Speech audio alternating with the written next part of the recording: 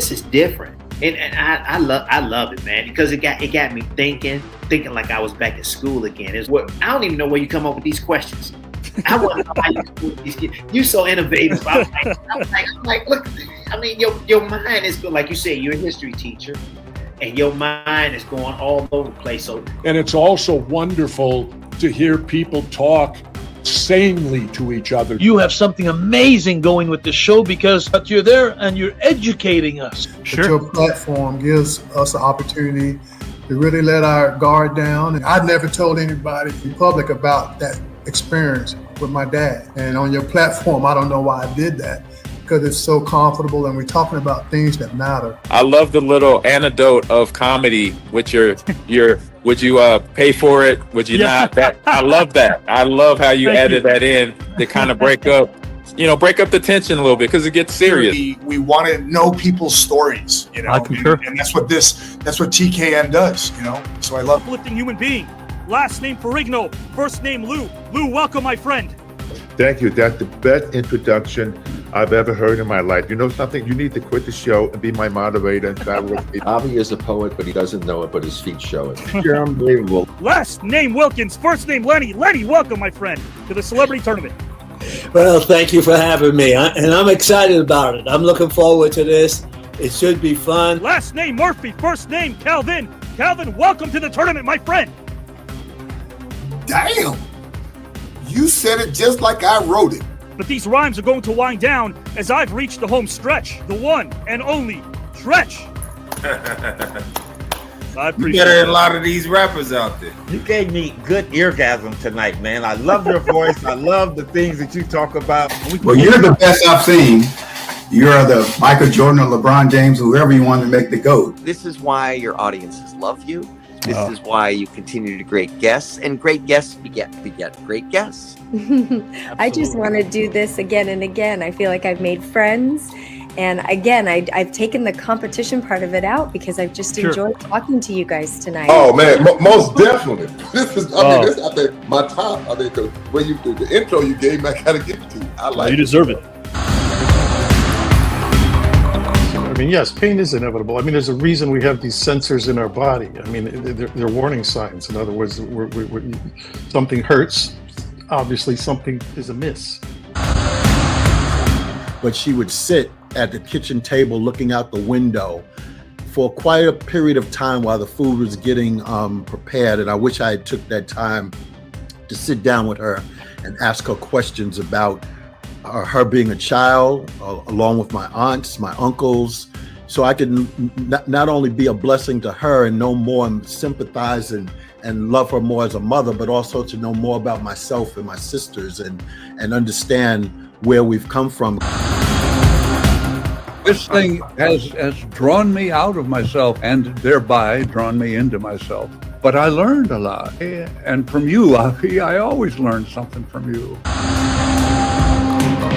Continue to work as hard as you can, because by working, Avi, you will keep yourself busy and get used to the grief.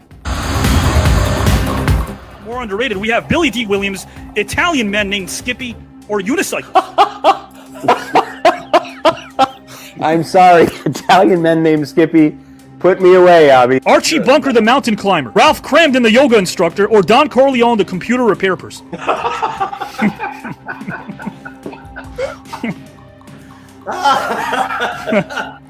It's clearly an issue with the hard drive. I'm going to go Don Corleone. Here, the reason I'm going for Christmas is because it does create those amazing memories that and Sarge, I know you've been there too, because I've seen you at so many different great events for Muscular Dystrophy Association. You compete with yourself. So Joe Reed, especially working with him, taking pictures in the magazine, helping me to shape my body and educate my mind.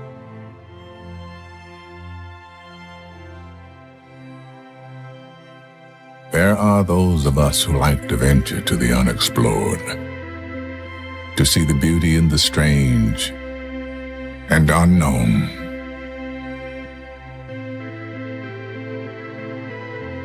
Those of us who go out there with a sense of wonder. God, matters not how straight the gate, how punishment charged the scroll. I am the master of my fate. I am the captain of my soul.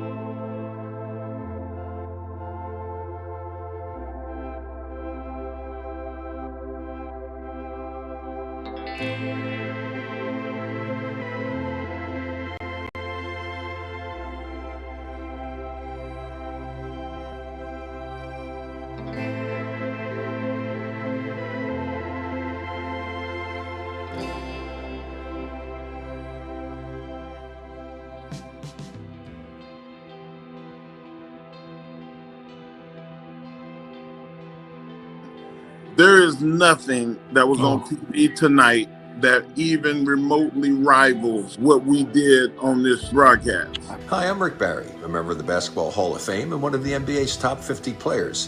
And I'm really excited to tell you about my new relationship in the broadcasting world with the new network.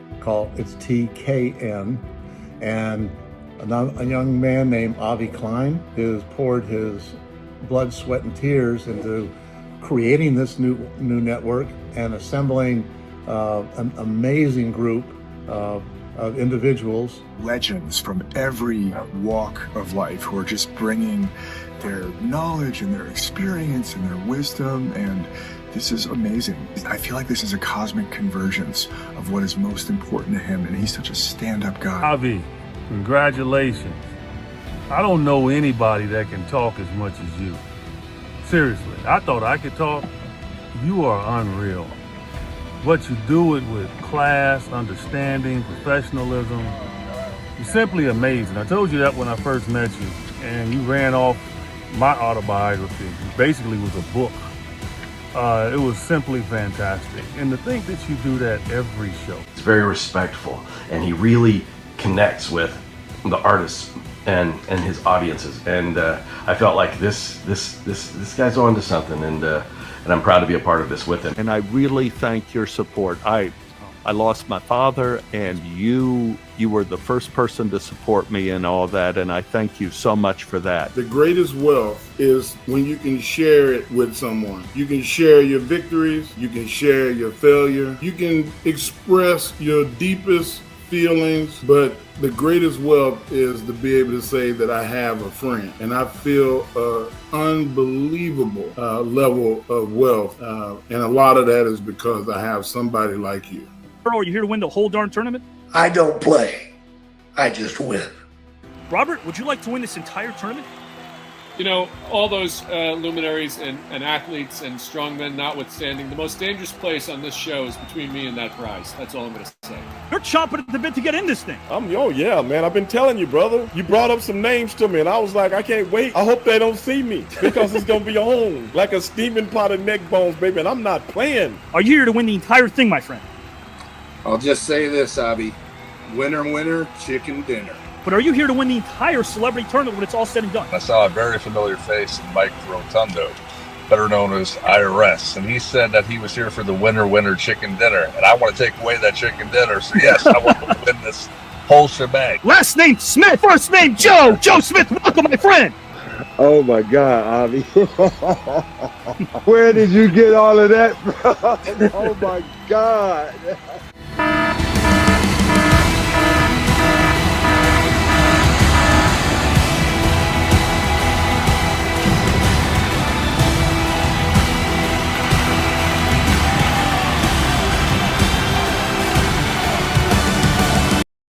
And gals and pals, welcome to another great night of the Green Room. And as far as that intro is concerned, industrial-sized air conditioners at your favorite B&B in Alaska would be rendered obsolete after witnessing that intro because we're all fired up. That much is a fact. You've all experienced luminary after luminary enter this virtual arena. Indeed, this tournament is quite stacked. I dub this vision of mine edutainment because I place emphasis on entertainment and education because on this station, we celebrate those that are passionate about their vocation, and this format is anything but the same old, so I thank you for embracing the innovation and expressing your constant elation when taken in the most star-studded place of them all, a place that has more substance than style, where everyone conveys their level of admiration while we marvel at the information, passion, and perspiration when observing this wide array of talent that make up the population of strong-minded thinkers that enlighten us, which is why I subscribe to conversation, because listening and applying is how we get to our destination. We're all so much closer than we are apart, which is why this show offers a demonstration of what's right about us as a society. So for the new viewers out there who have a fascination, sit back and enjoy as I put a cap on this verbal dissertation. It's my honor to present these wonderful men and women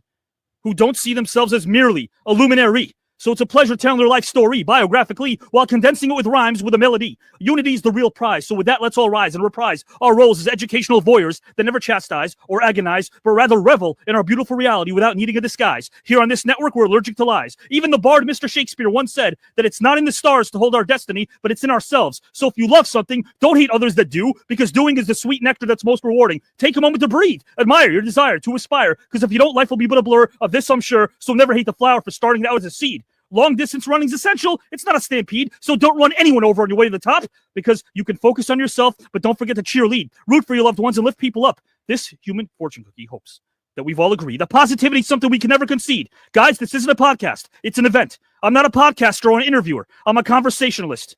This is a place where we have living room style conversations, where we get to know each other through topics that allow us to step outside that box that the society and this media likes to place celebrities or all of us in. We're not one thing. We have conversations here that are deep, which is why we have philosophical fun in a place where strangers leave as friends. That could happen. And today, guys, you can make it happen. Thank you for being 3 million strong. So with that, let me bring in our first participant, guys and gals. The great Frederick Douglass said, "The soul that is within me, no man can degrade." And I concur.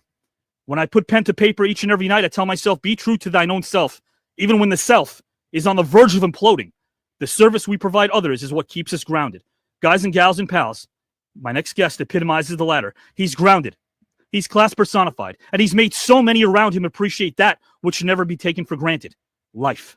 He's ahead of his time, specifically right down to this dope rhyme. To his opponents, he'd rip it up during prime time, and that's because he's Optimus Prime material. His heart and soul are pure as he eats negativity like cereal. He reminds others that it's their time to shine as he can redefine the crystalline biological structures implanted in your mind, because in this life, you won't find purpose or progress if all you do is rewind moments that belong to a bygone era, because the present is a gift, like a Martha's Vineyard fish that's filleted, or attempting to serenade a loved one that accepts your heart without the need of a barricade. This man's energy, guys and gals and pals, is uplifting as he's helped retired players who left the game after a decade of doing what they loved even long after they played. He grew up in West Oakland, California, and he cut his teeth at what is now known as Willie King Center. Before he became an innovating force on the court, he committed himself to the sport. All he had to do was cross the street and enter, as the Recreation Center was across the street from his home. Never did he dream that this game would take him around the world, from Indiana to Canada, whether it was the NBA or off the grid. He paid his dues on Mosswood Park alongside Gary Payton, Greg Foster, and Jason Kidd. He attended McClemens High School, where a lot of legends and luminaries would rule. In those hallowed halls, many would excel in sports while being educated in math, science, and grammar. Names such as Frank Robinson, Kurt Flood, Jim Hines, and the man who many would know as MC Hammer. But our guest persevered, even back then, with maturity, humility, and a ton of knowledge. His coach said, forget Division I. Just go ahead and pick out a junior college. Little did his high school coach know that obstacles made this man better, as he would soon redefine his school abroad and build his body up as it would appear to be statuesque. Gary Payton's pop paid his way to a showcase tournament in which you might end up looking grotesque if you're tried guarding this man who would collect scores of recruitment letters from colleges and dump them on his coach's desk. How about that, coach? At UTEP, he played under legendary coach Don Haskin, who told him it wasn't all about offense like a Chicago Bull named Mike. If he committed himself to playing good defense, he'd play as long as he'd like. After the 1990 draft, it was off to Greece to polish his skills like a karate kid trained by Mr. Miyagi. Amid 90s, in this case in 1993, he decided to go to Italy and working with the great Mike D'Antoni. He was addicted to winning as he played in the conference finals, an unbelievable 4 out of his first 6 seasons. He's a former All-Star and one of the greats. Let me bring up a few reasons. He played for the national team in 89 and 2002, but wasn't merely what he did to a backboard or many times when he scored. He's helped retired players transition nicely into retirement, and he also won the Raptors Community Award. He's done it all. A 16-year pro, guys and gals. He served as president of the National Basketball Players Association and was a featured studio basketball analyst for ESPN and a co-host analyst for Sirius XM NBA Radio. He's also the CEO of the National Basketball Retired Players Association. And that's what's celebrated great on this station, because it's not merely about one's vocation, but what they do to help without reservation, such as helping feed others in Emeryville as he went back to where it all began. Such dedication and grace is something we should all plan, as paying it back has more impact than a roundhouse kick from Jean-Claude Van Damme. So give it up to a man that helped others grow. As I put a cap on this flow, no need to be bummed like Homer Simpson going dough. We're about to greet a man that shows how to paint our souls like a beautiful Picasso as we look forward to today and tomorrow. So put your hands together for a kind, humble, legendary human being. Last name Davis, first name Antonio. Welcome, my good friend. Wow, bro. That was nice. I love that. You deserve it. I love it. Now that's work. That's that real work right there, man. I am not worthy of an introduction like that, but I so appreciate it, man. And I'm excited about being on. I've heard so much. You got so many of my buddies on this show, man. I feel like I'm missing out. I had to jump in. So thanks for having me. Man, it's so easy to write that because you've done so much for the community. And so is our next guest. And that's the thing that I wish people could understand is instead of placing celebrities under a microscope, we travel in the same circles. My mentor was Richard Donner, who got me into the industry. And I'll tell you, man, you guys do so much that's unspoken. You guys do so much that the camera never tracks. And that's what makes it so great to give back. Isn't giving back even greater than any personal accolade, Antonio? Oh, man, it is awesome. Like you said, going into COVID and all that, I came back. I was coming back and forth home. My grandma was sick. She finally passed. But I'm sorry. It was exciting to come back and roll up my sleeves and all the different things that I can do. And it wasn't about being on TV or any of that. My community had a need. We were feeding different people. We were just doing like anything that I can do to help. Felt so much better than anything else I can be doing. It's when you went back to Emeryville, right? Yeah, went back to Emeryville. Yeah. It was so crazy. This nonprofit, man, I used to drive by that nonprofit all the time and never stop. They've been helping people for years and years and years. And finally, someone said, man, you need to stop there. They're doing some wonderful stuff. So I stopped. I helped repave because their driveway was beat up. I helped repave it. Wow. We got extra people coming in to help. And it was just such a beautiful thing that we were. That's so rewarding. And it's so cool that you did something like that and continue to do something like that. It speaks to me. My friend, I'm going to put you back momentarily, bring in our next guest, and then we're going to have some fun. Let's do it. Thank you, my friend. Guys, NBA legend Antonio Davis, helping out legends, helping out anybody who needs help. That's what it's all about. And I can and will say the same for our next guest. You could tell right away, I think after 5 or 10 seconds, the writer in me, the screenwriter in me can tell, without judging, but you could tell who's authentic. It took me about 3 seconds instead of 5 to realize what a genuine, warm-hearted person this individual is. Storytelling. It reveals meaning without committing the error of defining it.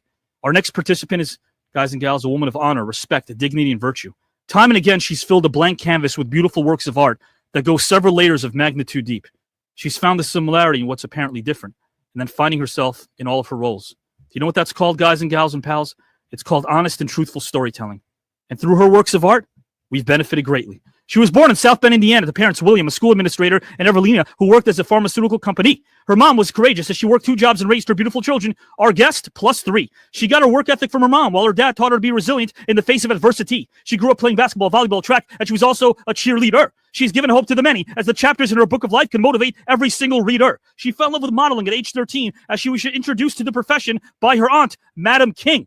She ran a beauty salon, and there's the thing, she prepared her niece for life on the runway, but there were others that would inspire her along the way, and boy, could they sing. Michael Jackson and Diana Ross, to name a few. Years before, our next guest legend grew and grew, as her body of work is timeless and speaks a universal language from here to Peru, but back to Arlington High School, while in her senior year she flew to California, where her passion and ambition were to the arts, what accountability is like to Dr. Drew, or bodybuilding is like to a Ferrigno named Lou. She moved to California to study social sciences at Golden West College. Despite the real world giving her a healthy dose of knowledge, modeling work became so she frequented New York City, where there was no pity. The bigotry was widespread, but she persevered ahead while pushing through. That's always the glue in an industry that can oftentimes feel rather shallow and dead. Out in California, talent agents saw our potential and how grateful we should be because our next guest's range is so vast and truthful that our first agent deserves a bevy, a plethora, a smorgasbord of high fives. The 80s were coming to a close, and in 1988, she made her on-screen acting debut as Carmen Silva on Days of Our Lives. The following year, she appeared on Generations, and in 1994, she became a staple of The Young and the Restless when she was cast as Stephanie Simmons. Soaps are excellent training for young actors, and while she was on The Young and the Restless, she caught the eye of the pregnant wife of film producer William Fay. His wife, Jody, needed to find a replacement for Will Smith's girlfriend in Independence Day. After 6 auditions, she scored the coveted role, and many were floored, as she owned the screen, which helped her win an MTV award. From starring roles on Set It Off, Kill Bill, her films made over $1 billion worldwide. On Curb Your Enthusiasm, she showed her comedic and improvisational chops as we, the audience, saw yet another side. I hope she likes this melody, flow, and constant rhymes, but you know what's ticking? Clocks. All of yours. So grab a snack, maybe some chips and dips, or if you're in New York, a bagel with lox. Get comfy with your comforter, and if you're in Minnesota, put on those socks, because we're about to greet a lady with class, intellect, limitless talent, and grace. She definitely rocks, so put your hand together for a majestic, out-of-this-world, one-of-a-kind human being. First name Vivica, last name Fox. Welcome, my friend. Bo. Hey there, darling. How are you? I am awesome. That was an awesome introduction. Let me tell you that. I don't think I've ever had anyone read my resume with such flow. Well, and there's so much more. There's so much more. We got to condense this. One of these days, we'll do one of those Jerry Lewis telethons, and I'll read Vivica Fox's resume, and it'll go 12 hours because her body of work doesn't end. There's no end in sight. My friend, I got to ask you the same question. You put so many smiles on so many people's faces. Yes. You have so much time for your fans. You have so much time for charitable causes. I'll ask the same thing. Is that more rewarding than any accolade, any personal accolade? It's definitely rewarding because we're in a business where we ask everyone to love us and to support us. Sure. And when you can go and get in the community and return the love, I love having reciprocal relationships.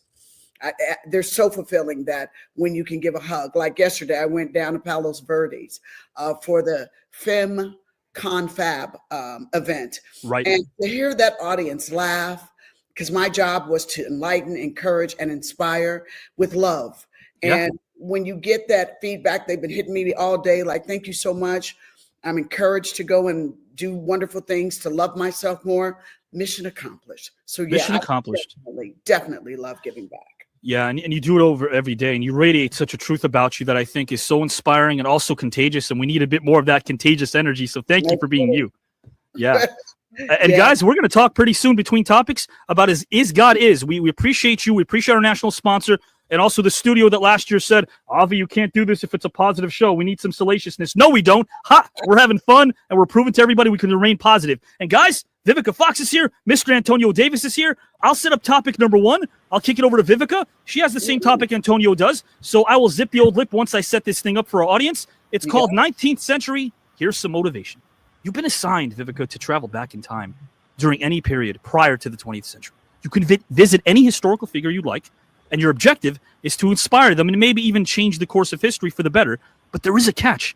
This historical figure that you chose to visit is only 5 years of age, a tot, when you're visiting them. How will you inspire them? You'll do so by telling them a story from your own childhood that epitomizes perseverance, hope, and sheer will. Now, which young historical figure do you choose to inspire and why? What story will you tell and why? Take your time. The floor is yours, my friend. You got it. I chose Alexander the Great, King of Macedonia. I chose him because he's just all that in a bag of chips, kind of reminds me of myself. A youngster that started an amazing career. He was a great warrior, which I believe in my heart I am too. Now, if I was to meet him at 5 years old, the main thing that I would say is you're a very, very smart young man. But you have got to make sure that with all of the wonderfulness that is that you're entitled to not be so self-entitled, to enjoy life. Alexander the Great was completely motivated. And that was why I believe that he lived such a short life. He only lived until he was 32 years old. If I would meet him, I would say, young man, enjoy life, live, enjoy all the journeys that you can have, but know that you got to have patience. Don't push yourself so hard that life goes by so quickly. Like myself, I've been famous for 3 decades. I started being famous in my 20s. And now I just wonderfully turned 60. And I can tell you in my life, I have achieved a lot of wonderful things. My films have sold over $1 billion. I've traveled all over the world. I've worked with some of the most amazing actors, directors, producers. But there's a lot of it, to be honest with you, I didn't even take the time to enjoy. I built homes, big, beautiful homes where I didn't even swim in the pool. I built homes where I didn't even go in the backyard and have a cup of coffee, because you get on the treadmill of success that you forget about moments in life that you should take the time to enjoy your family, to enjoy your friends. It cannot be all work, work, work, work. There's nothing wrong with work, because to be successful, one has to work. I understand that. But for myself, I do recall having homes where I would get it, be hustling, headed on to the next thing. And that's a regret that I have, that I want to tell you that you have a life of privilege ahead of you. So make sure that you take the times. Also, watch the circle of people that you keep. You never know who around you literally wants to stab you in the back.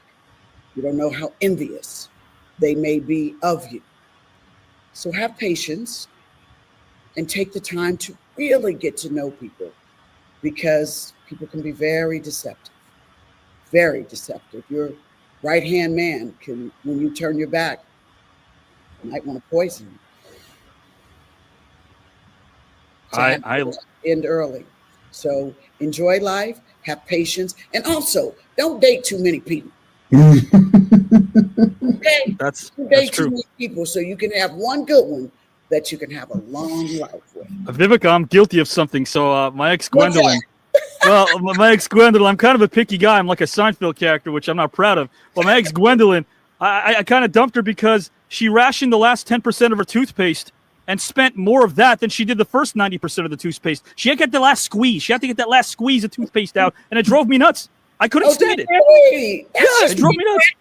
Wait, now then you might not like me because I'm a girl that rolls that toothpaste all the way up.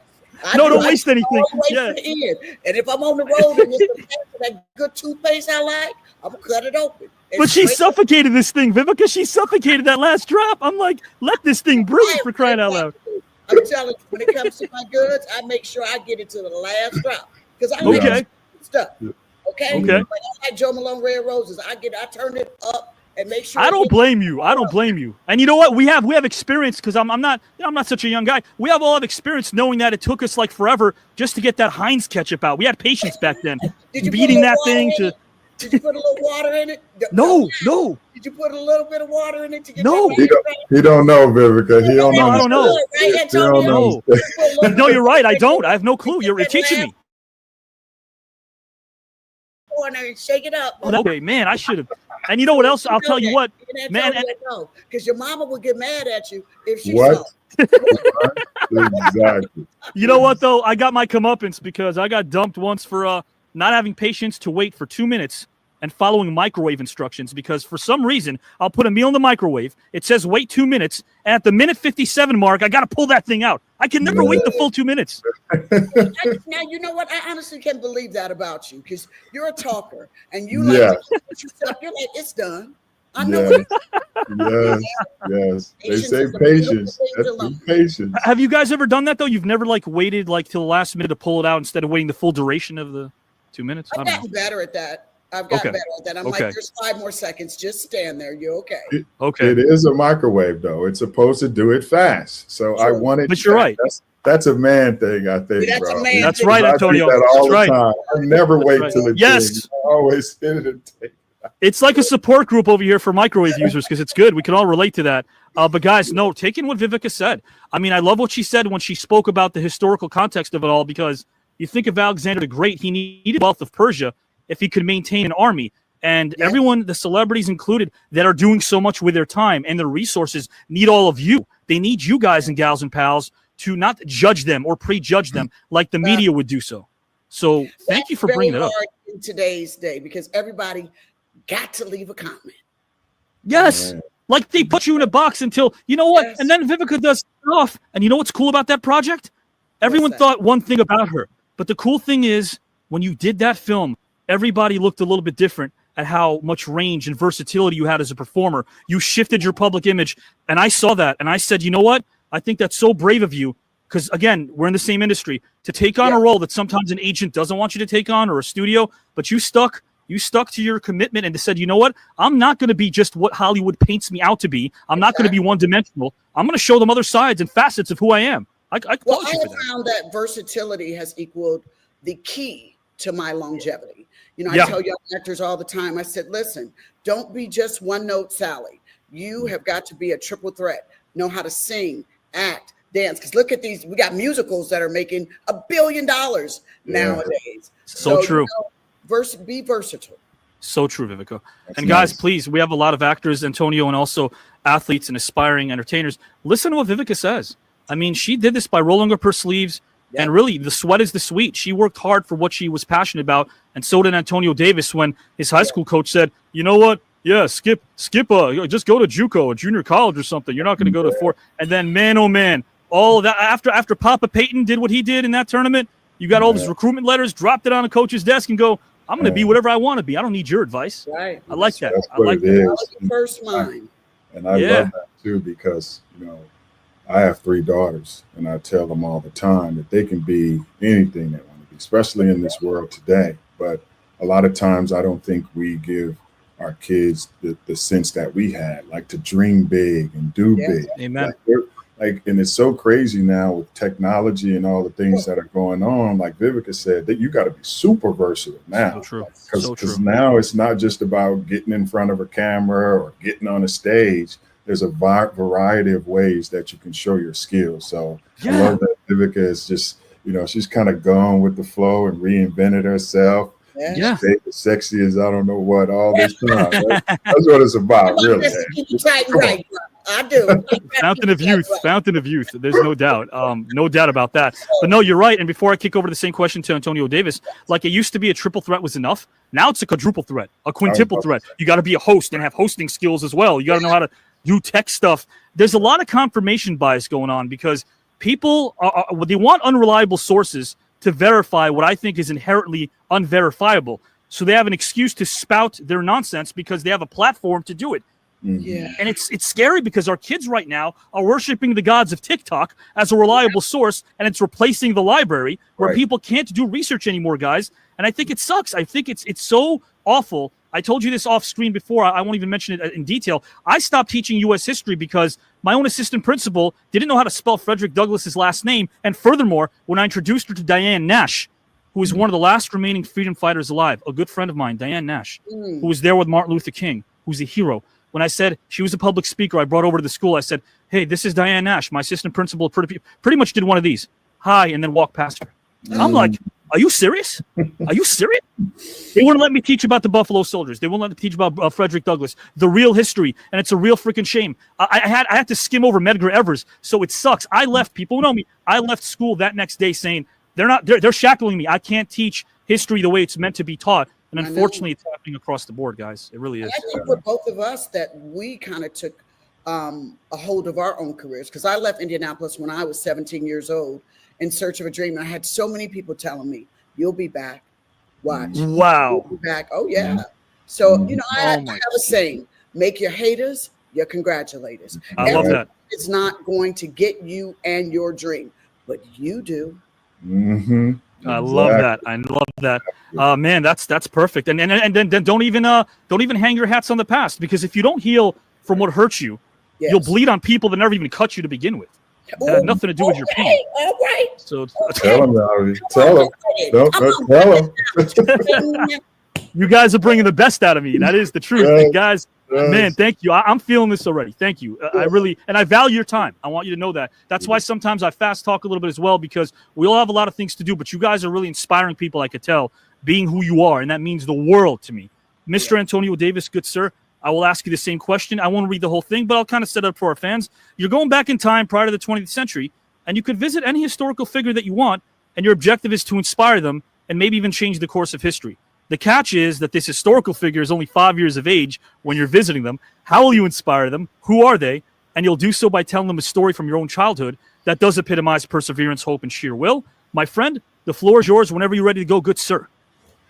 Yeah, this was a tough one for me. You know, there was definitely so many different ways you can go with it.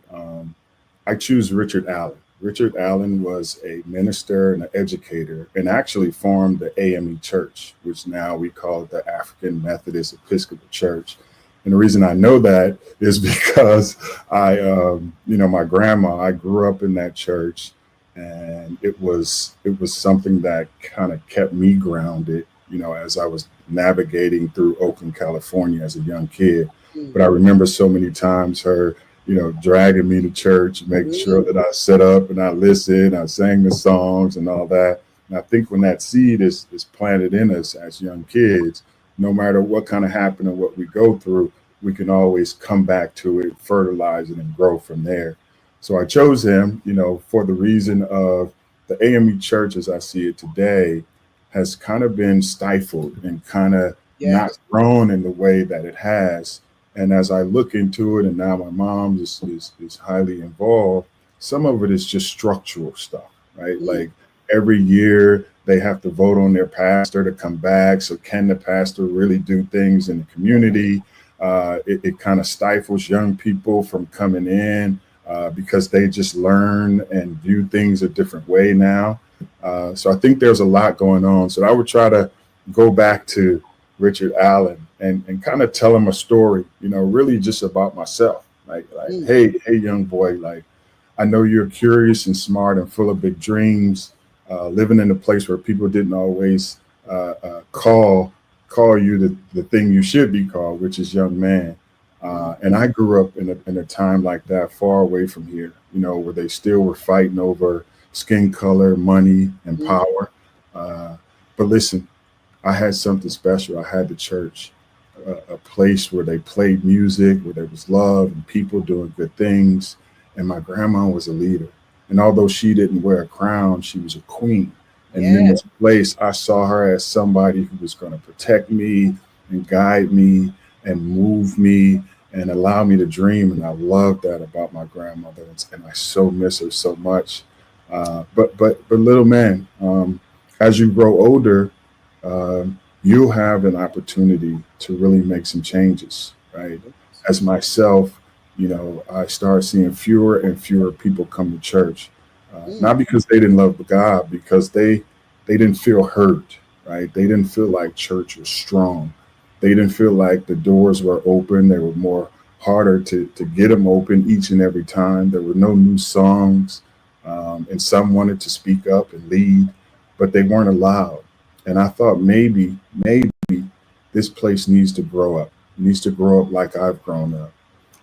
So I would tell you, young man, I come all this way to tell you a secret. You're going to build something. You're going to build something super special. It's going to house a lot of beautiful things, and God is going to use it in so many different ways. So as you build it, I just want you to keep a couple of things in mind. I want you to build it to be a strong place, a strong, flexible place, a place where people can come in and be heard and be seen, being taken in and supported when things are getting hard. I want it to be a place where people can do unbelievable things. Young kids can be nurtured. Our young men and young women can be placed under men and women that will help them grow and help them lead and help them do a lot of different things. They'll have leadership that can be there and help the community in a lot of different ways. And then lastly, I want you to remember something. When you hear music or you see someone helping someone else, when you hear a little kid speaking out, I want you to smile. That means the house is growing. That means the church is alive. That means things are happening in the community.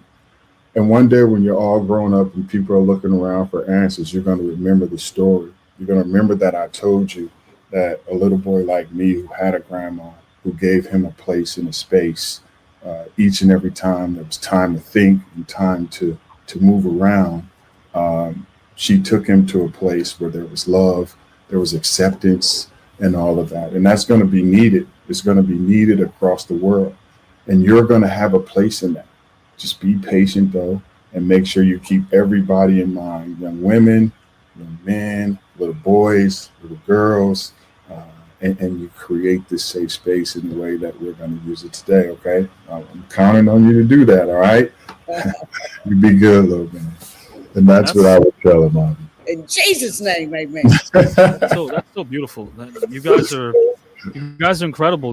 Being able to talk to someone, I think, would be tough, knowing what they're about to become, what they're about to represent, and through your storytelling, I love how you guys were able to still put yourself in a position where you were relating to the 5-year-old future historical figure the way that you did.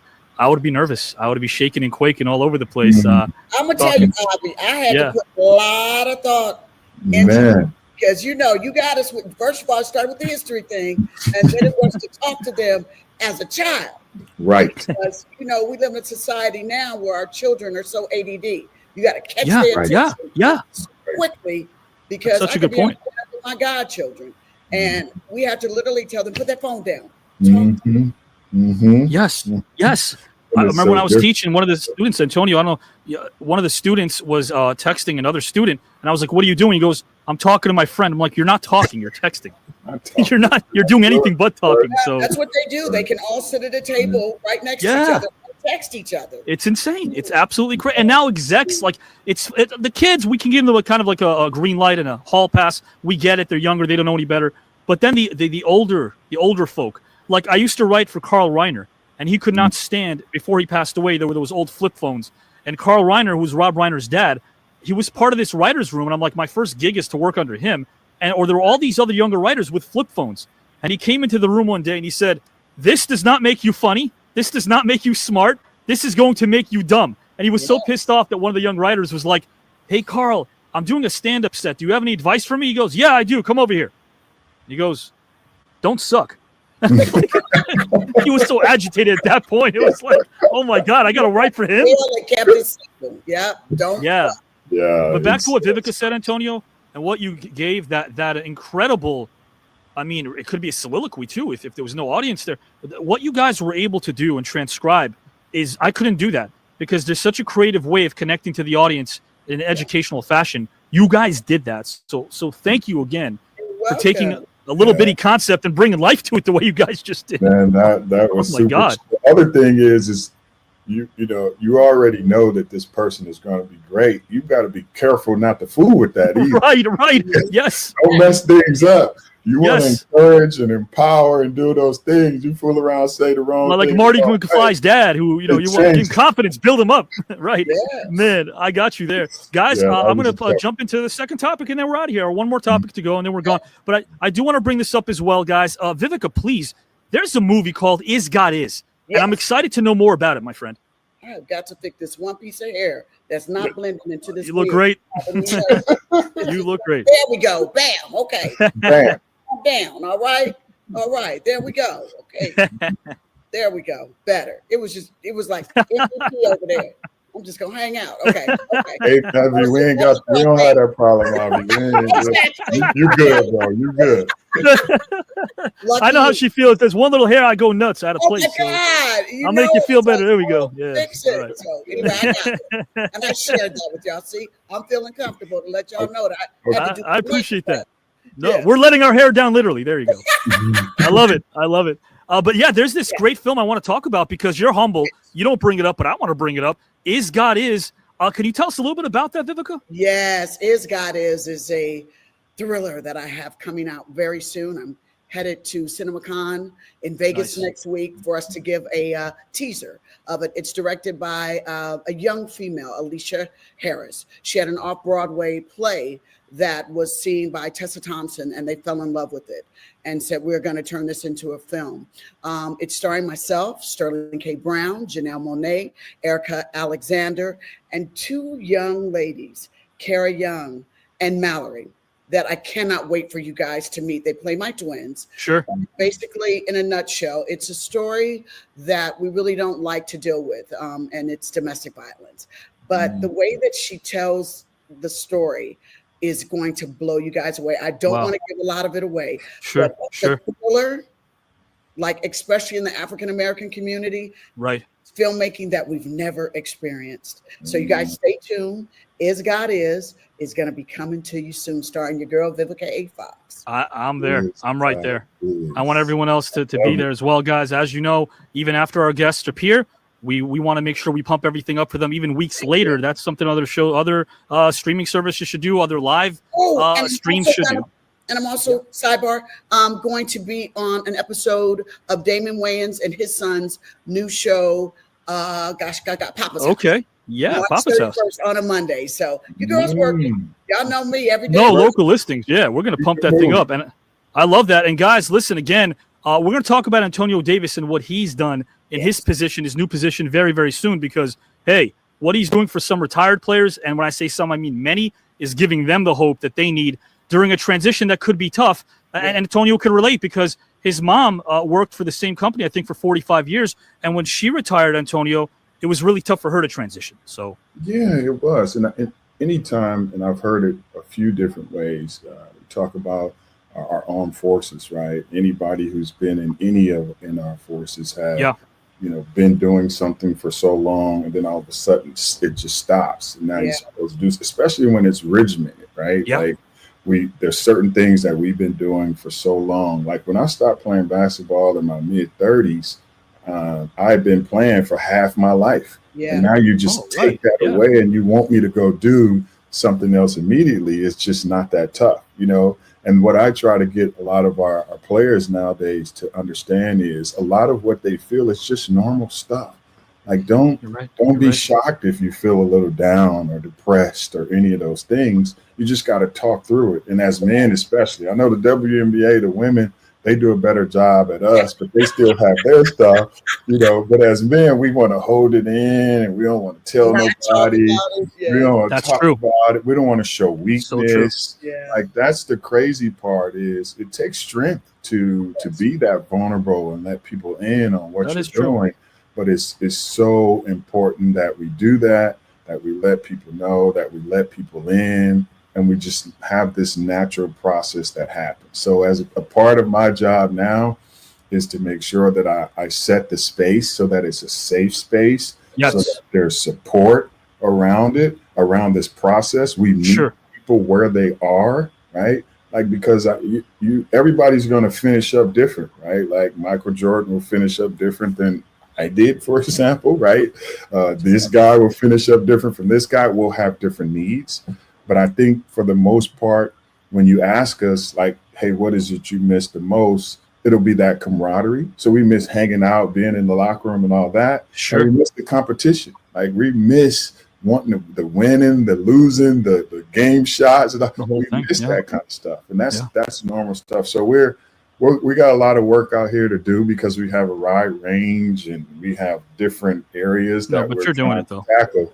But we're getting it done. Yeah, and you're doing it, and you're doing that. Stanislavski used to say you have to do. You're doing it. There's a cadence about you. There's a cadence in a way that's so like when you said putting them at ease and relating to them. That's very thoughtful of you. It's very mindful of you, and that's something that I pick up on right away. And guys, again, Vivica and what she has going on to give all of the voiceless a voice. Please follow these two incredible human beings that so happen to be amazing talents, but human beings first.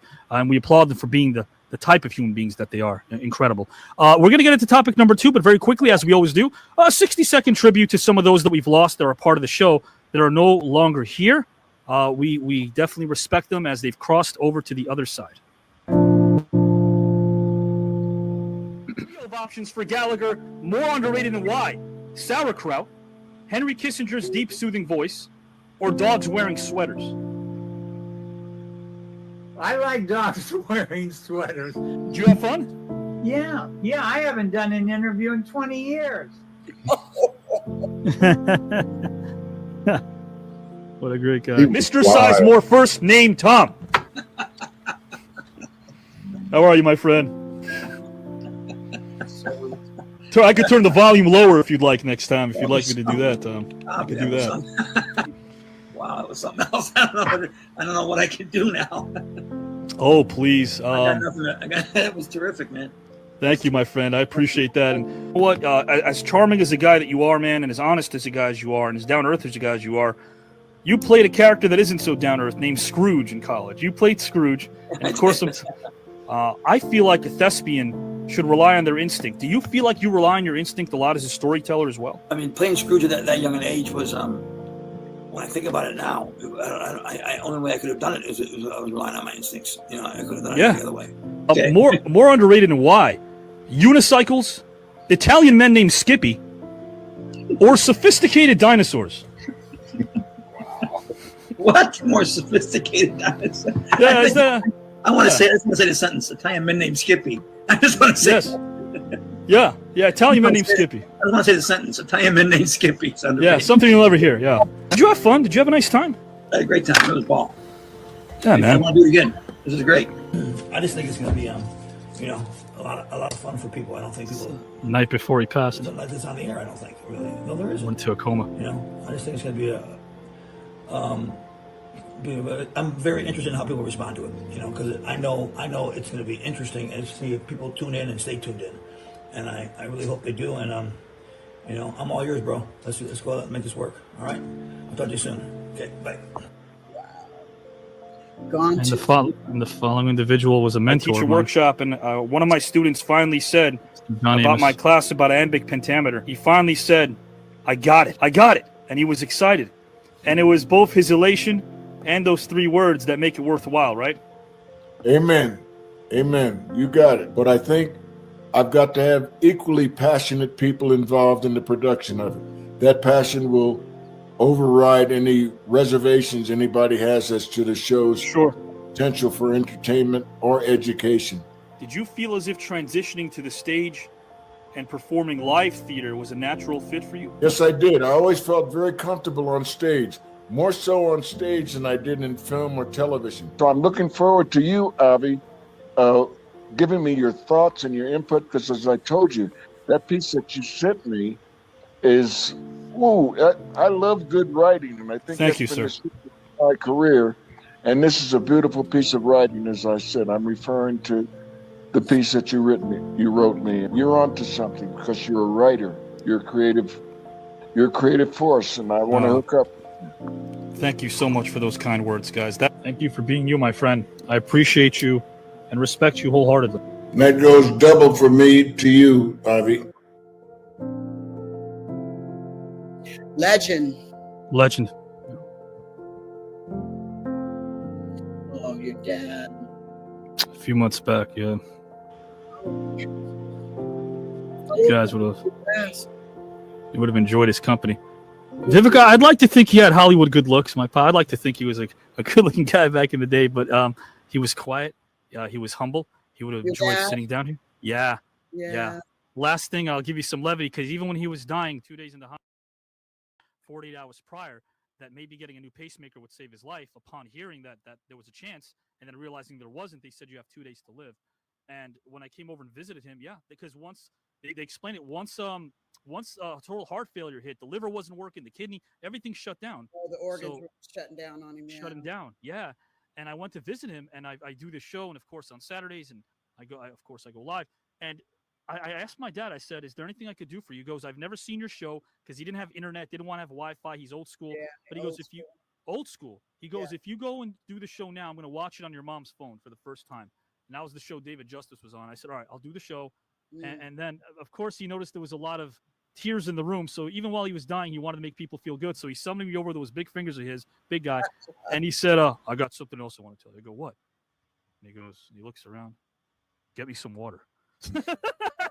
So he cared about making feed towards the end. He would have loved you guys, and he also would have loved this. We're getting into topic number 2, but we always play this very quick 60-second game, Spitfire game called I Would Pay. I'll give you guys 3 fictitious scenarios, and you guys will pick which of the 3 you would pay for and why. We'll start with Vivica. Which of the following would you pay for? Why? And I want our audience to know that if they feel like playing along, they definitely most certainly can. Guys and gals, we are now going to play I Would Pay. Which would you pay for to see and why? Vivica, of the following if you have to. Rocky Balboa as a neurosurgeon, Seinfeld the correctional officer, or Rambo the talk show host?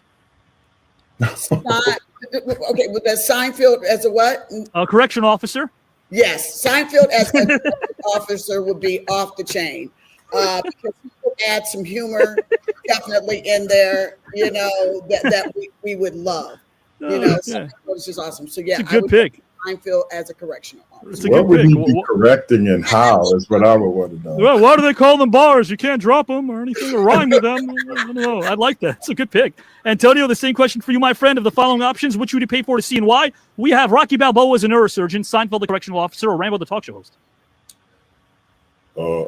Rambo for sure, because I want to see how is he getting through that, right? Like, how is he actually like what character? Yeah, because at least Rocky as a host will have Adrian to back him up if he needed him. Rocky's got no one. Drive the producers crazy trying to get this program. Yes, what I'm saying. I can't imagine. Cut the tension with a knife, literally, with him. Yeah. The next trio of options we have for Vivica Fox and Antonio, and then we get to topic number 2. Trio of options, Vivica. Which would you pay for to see and why of the following? Hannibal Lecter as a regular cast member of 90210, Big Bird the Bounty Hunter, or Conan the Librarian? Oh gosh, that's a tough one. It gets tougher.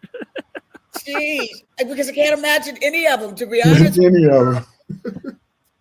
I would pay to see Big Bird as a what? As a bounty hunter, because secret's out. Rumor is, Vivica, that he ruled the streets of Sesame. Yes, he did. He brought him in. Everybody wants to come by and play with Big Bird. Yes. Yeah. Yes, absolutely. Big Bird the Bounty Hunter. Of course, these are silly guys during these rough times. Let's have a little fun, let our hair down, and then we get to topic number 2, and then we're out of here. Antonio Davis, same option for you, my friend. Which would you pay for to see and why? Hannibal Lecter is a regular cast member of 90210, Big Bird the Bounty Hunter, or Conan the Librarian? Conan the Librarian. What would that be, man? Just scary. Just busting books up, throwing stuff all over the place. You're supposed to be quiet in the library too, right? I told you last week, grapes are apples due now. It's due now. Man, oh man, that'd be a scary sight. We got a couple more guys, and then we're out of here. Vivica Fox, which of the following would you pay for to see and why of the 3? We have Darth Vader, the wedding planner, Godzilla, the massage therapist, or Freddy Krueger, the personal trainer. Godzilla as the masseuse. And let me tell you why. You start with them hands and get in there and then follow with a little flame to make sure you get heated up, and then hit you with a back walk with them big ass feet. Oh my God, it makes sense. Yes. Oh, and you went chronological. I like that. That's great. Chronologically speaking as well. Antonio, my friend, man, which would you pay for to see and why? After that, I don't know if there's anyone else. Godzilla, the massage therapist, Darth Vader, the wedding planner, or Freddy Krueger, the personal trainer? You know what? I'm not into scary movies. Right. But there was a couple of Freddy Krueger's movies where I thought he was so funny, right? Yes. Really? The one where he had his hands and he was doing something, he was like, oh, what a rush. Like he was what a rush. Dude, man. Yeah, and then he was playing video games and he was like far out. He became a character. Love to see that. I wrote for Robert Englund, and I didn't know when I wrote for him about his Broadway background. And apparently, the guy's like a thespian. What a great actor, Robert. The guy who played Freddy Krueger. Yeah. Wow. He got chops. He's got those acting chops. I never know who that was. It's insane. Yeah. Man, oh man. You know who else had acting chops and came from the stage? Jim Varney, who played Ernest P. Worrell. That guy was like a masterclass Shakespearean actor. Incredible actor. I thought you were going to say the guy from Candyman. Tony Todd. Recently passed away. The legend. Yes. Yeah. Man, you guys are really just giving this a lot of thought. I love how you guys are fleshing it out. No pun intended. Darth Vader, the wedding planner. You don't want to mess with him because if you don't have enough fish tacos, he's going to let you have it. I can't imagine or the sword cutting the cake, the wedding cake. Yes, incredible. Guys, this is our last one, and then we move over to topic number 2. Vivica will lead off with topic number 2 for time purposes as well. Vivica, if you could pick one of the following, which would you choose to pay for and why? Beetlejuice as a runway model, cast of Goodfellas as studio audience members on Jerry Springer, or Jason Voorhees from Friday the 13th as a professional ice skater? Well, I love fashion, so for me, it will be Beetlejuice as Yes. a fashion Runway, yeah. model, Yeah. just coming down. Yeah,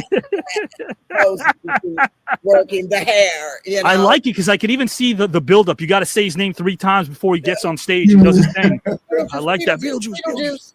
Yeah, that's good stuff. Antonio, my friend, I'll ask you the same question really quickly and let me know which one you would choose for and why. Beetlejuice is a runway model, cast of Goodfellas as studios audience members on Jerry Springer, or Jason Voorhees from Friday the 13th as a professional ice skate? Listen, I'm sorry, but that Beetlejuice one would just be funny. That would be hilarious. The walk, everything. The hair. I love it. I love you it. see some of these things, though, I've seen them online, but you see some of these runway shows, and I'm like, what in the heck is going on? So it may be a real thing. You look up one time, he may be walking down. That's actually true. That could be the runway, literally. Yeah, art imitating or life imitating art, I guess. Guys and gals and pals who are watching, thank you again for being 3 million strong. We appreciate our national sponsor and the studio that wants to pick this thing up. Thank you so much because, yeah, we can educate, but we could also have fun. Keep it real. That's really what it's all about. Keep it simple and also have a great time with all of you. Honorable mentions we won't get into that we could pay for down the road maybe the next time Antonio and Vivica are on. Alf, attorney at law, Papa Smurf, the hip-hop artist, Mr. Bean, the motivational speaker, Archie Bunker, the mountain climber. We'll get into that stuff later. But guys, that's a good one. Yeah, and we could illustrate these things in our mind, and we could actually try seeing it. We could try, but I can't see Archie actually on a mountain, so that's a tough one for me. Avi, can I tell you something I love? Yeah. You got Yes. good wardrobe. You got good wardrobe. Thank you. You Thank know you. what I I appreciate mean? that. Little suits, you know, we used to throw in the flashbacks, you know what I mean? I was like, okay, Avi. I appreciate that. And I'll tell you what. Hey, listen. Figure out what those what he got going on here. He's doubling it up. Oh yeah, I knew it. You guys got it. You guys got it. The secret's out. I'm doubling up. You're right. Doubling it up. Man, doubling up. I'll tell you what. And hey, listen, taking a page out of your guys' book, you guys are always dressed to impress. And also, in a way, I said this before the show started, that Found at Youth, you guys look amazing. You guys look incredible. Absolutely. I can tell you, the only part of me that feels 60 is my knees. You know what I'm saying? Antonio, some days you go to get up and you're like, okay, now. My neck and my back. And stunts and everything. Let me stretch a little bit up in here. You guys look great. There's no doubt about that. And hey, all of you guys and gals and pals, enjoy the final topic. I'll set it up for Vivica, and then we're out of here. Vivica, if you could please provide an example of something that your heart has yearned for that your brain ignored. The floor is yours whenever you're ready to go, my friend. Okay, well, for me, what I yearned for, but my heart ignored, was to become a mother. I love kids. I've always loved children. I'm so blessed that I do have 6 godchildren now. So all I got to do is hang out with them for a birthday celebration or for an afternoon or go to one of their activities. I'm like, okay, I'm good. But career became my child, to be very honest with you. And also I didn't find the right man in my life to start a family with, because children need a family and they need guidance, and to not see one parent struggling raising them by themselves. My mom was a single mom and she raised 4 kids. Even though we had a great relationship with my dad, my mom, I could feel with her that there were certain things that she missed out on life. So I think because my mom was such a huge inspiration and instilled work ethic in me, that I was always taught to work, that I then ignored starting a family. So for myself, that would be the one thing in life that I definitely yearned for, was children. But I ignored because, and don't get me wrong, I've had the most amazing career and continue to do things beyond my wildest expectations. So I'm very fulfilled. But I one time went to an event and a lady said to me, don't you feel empty that you don't have children, that you're not leaving your legacy? I know, Antonio, she almost got the whole neck roll from me too. But you know what? The audience got her. The audience was like, she has a wonderful legacy. You know, don't think that because she doesn't have a child that she's not validated as a woman. So to all my ladies out there, that if you do choose career over children, know that it's your choice and it's okay.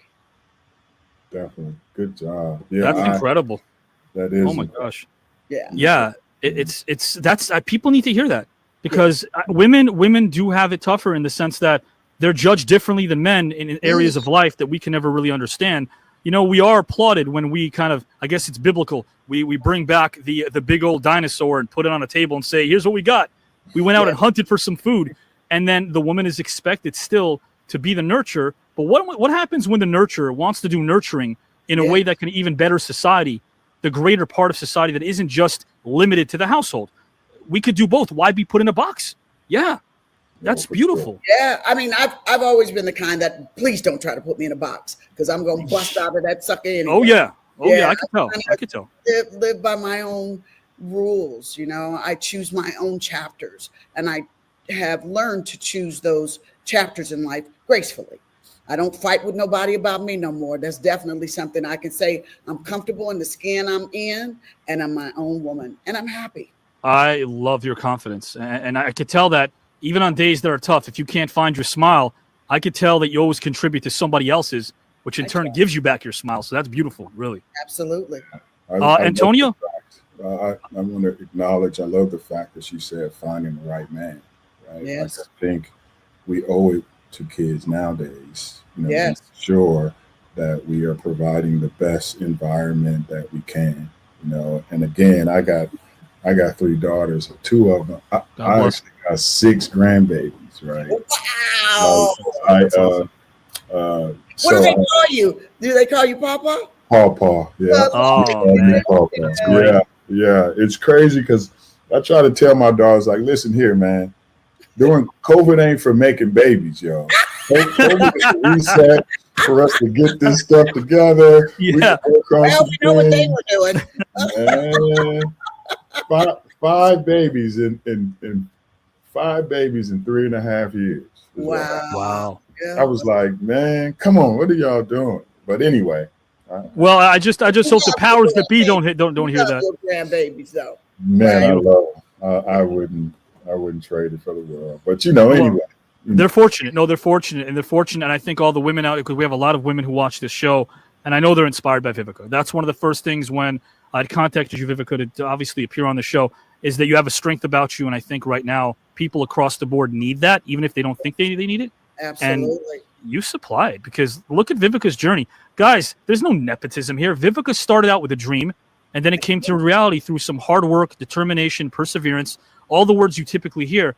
But soak that in, because her story is not a story that's different than your own. All you have to do is follow her in her footsteps and never, ever, ever doubt yourself for one moment, because there's plenty of other people that will. So don't be one of them. Don't be one of them that doubt you as well. So, man, oh, man. Antonio, I'm going to, before I bid Vivica adieu right now, anything you'd like to tell Vivica before I get into your topic, Antonio? Anything you'd like to tell Vivica? You know, I just love all the movies and the characters that she played. You know, I watched a lot of them, and I've just, you know, some of my favorite movies. It's so crazy when I watch movies now. I love watching movies that I like, right? Yeah. So I don't take a chance on movies I haven't seen before. I want to go back, relax, and watch a lot of those movies. So I congratulate you for constantly reinventing yourself and staying on top. Anything that you have, everybody behind me will make sure we get behind it. I wish you all the best, and I've enjoyed so much. I haven't seen you in so long. I've been a fan outside looking in. I've been watching, but I wanted to make sure you knew that I'm so proud of you, and I'm so honored to know you, to be honest. Thank you. We go back like Kool-Aid. Avi don't know nothing about that. Don't keep talking about stuff this man don't know nothing about. And when I heard that you were going to be on the show with me, I was like, oh my God, just like you said, it's been such a long time since I've seen you. So I'm glad to see that you're doing well, that you're happy, that you're smiling, that you pop off, you know, and doing life and giving back to the community, you know, that you're looking out and letting other basketball players know that, you know, there's another chapter. And also that if they need to speak up, if they're going through hard times, that it's okay to ask for help, that it's, you know, you're surrounding them with the circle of love. And I commend you for that. But more than anything else, it just warms my heart to see you happy and blessed as well. No, I appreciate. I got to get you out to speak to our WNBA players. I know they have a hard. Did you know that I was a sponsor of? But- I'm OG. You know me how much I did Joanna Man. Okay. I got to tell a story real quick about that. Played So Joanna Man, and listen. so I'm a sponsor. I get back. I go to the games. I love it. I love it. You know what I mean? And now we finally got the fever Mhm, in Indianapolis, my hometown. So mhm. yeah, I I'm have still to tell a involved. story.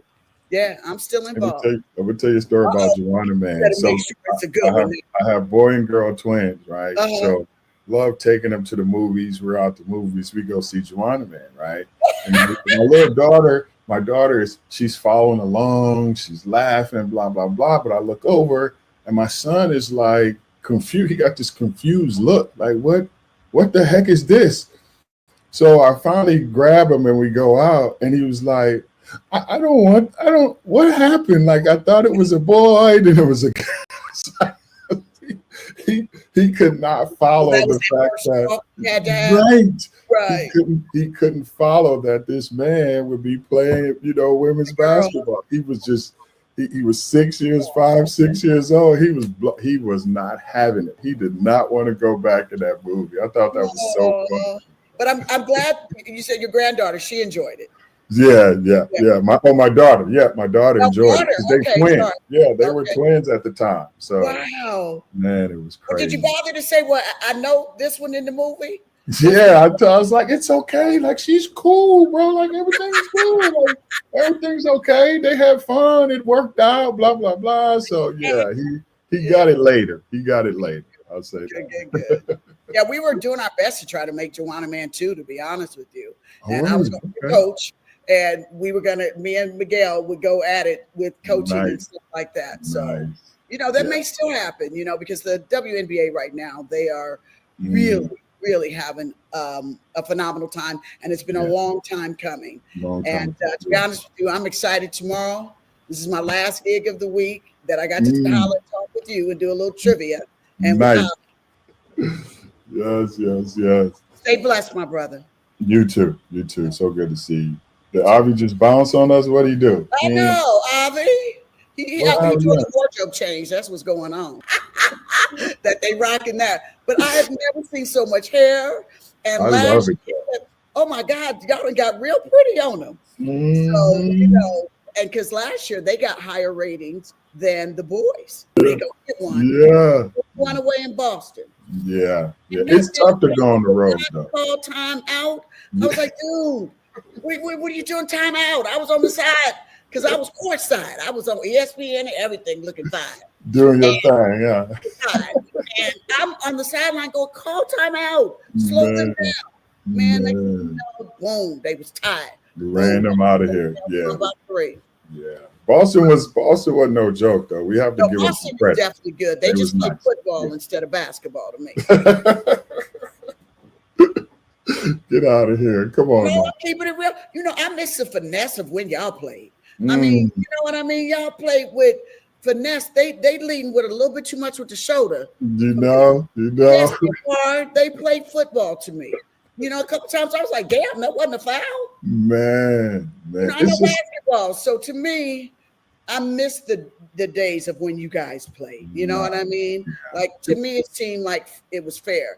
And then they be crying a little bit too much for me, too. Like, you too damn big, crying that much and calling a foul.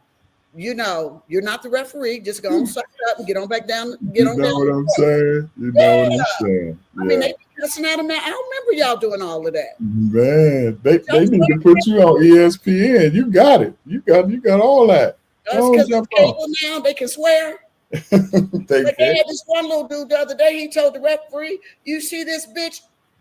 I'm about to slap the shit out of him." I was like, "Yeah." See, I had the same reaction. Yeah, you can't do that. No, you can't do that. Like you get a call from committee because it is still kids. It is. Do you know what I mean? Like I don't mind a little trash talk. But they like up in the club talking. Me and my guy was talking the other day, about this whole social media thing. I was like, bro, I couldn't have done it, bro. Like, I'm not. Yeah, we lucky social media wasn't out. We lucky, right? Like, let's just keep that all the way real. I've said that keep that 100, you know. Many a times. I'm glad social media wasn't out. And then nowadays they all got to pick up their dang on camera to record everything. Everything. Yeah, I hate when they do that at a concert. Yeah, right. Enjoy the experience. Yeah. Yeah. And if you can always YouTube it and look at it again, but it's in the way of everybody else trying to enjoy the concert or the event. I'm glad they don't let them do that at sporting events. That's true. You know what I mean? Yeah. Like the experience of it live. Man. Thing, you know, when somebody hits the last minute shot. You know what I mean? All that.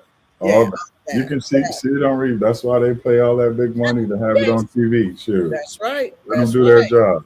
Now, are any of your children or grandchildren in sports? So my daughter Kayla actually played for Don. They won it like 2013, 2012 or something like that. They won what? They won the NCAA championship like 2012. Yeah, Kayla did. And then she's playing overseas in China. She hurt herself, so she'll be back over there towards the end of the year. Then my son is playing. He's been back. I love the fact that he's played in Australia. He's played in Germany. He's played in Russia. Like that experience. Like our conversation started changing after that. My young man was like, Dad, I gotta do this and I gotta do that, and I'm ready for this and ready for that. And I'm like, man, that experience, you can't beat it when you're in another country. You're experiencing some different things. You get seasoned. So now he's ready. But yeah, they all have played at one time or another. You know, was very blessed by that. They got scholarships to play. My little grandson, who's 12, is playing football. I went to see him in Florida this past year. So all of you know what, we talk about this all the time. Sport is just that thing that kid needs to play, especially nowadays. It teaches you so much. You know what I'm saying? That perseverance, that discipline, teamwork, all that stuff that you're talking about. And our young ladies aren't playing as much anymore because school, as we talked about history and everything else, school has kind of taken sport out. Like you go to elementary school now, they don't make them get dressed, walk around the track. They don't not like they used to. They don't force them to do it. Like they can say, "Oh, I'm not feeling good. I don't want to dress today," and they won't make them dress. I'm like, that's late. Come on now, because for young ladies, like I keep saying, is especially early on, we got to teach them how to move their bodies. Exactly. Get their body movements for health reasons. Exactly. Like forget the sport part. Just teach them how to move their bodies. Then we can if they love it, then we can teach them a sport. But I hate in school they don't do that. To me, it seems like people nowadays are a little bit more into working out than ever. And the only reason why is they want to be vain and social media. That's why. Social media. Everybody wants to look at this shot of me. Oh my gosh, I'm working out. I just want to tell the girls, stop wearing them things that go up your booty. I have to say this. What we doing? What we doing? That's all I'm saying. If we're gonna work out, let's work out. Please enlighten me, right? Like I am a like leggings that are cut that go in between. Like is what I'm gonna say. So I'm gonna give you an example. Like, let's say like a Cardi B, right? Yeah. Like my thing with that is, okay, you may have to have done that to get there, but now that you're there, do you have to continue to do that, or do you? I guess I'm asking the question as a woman.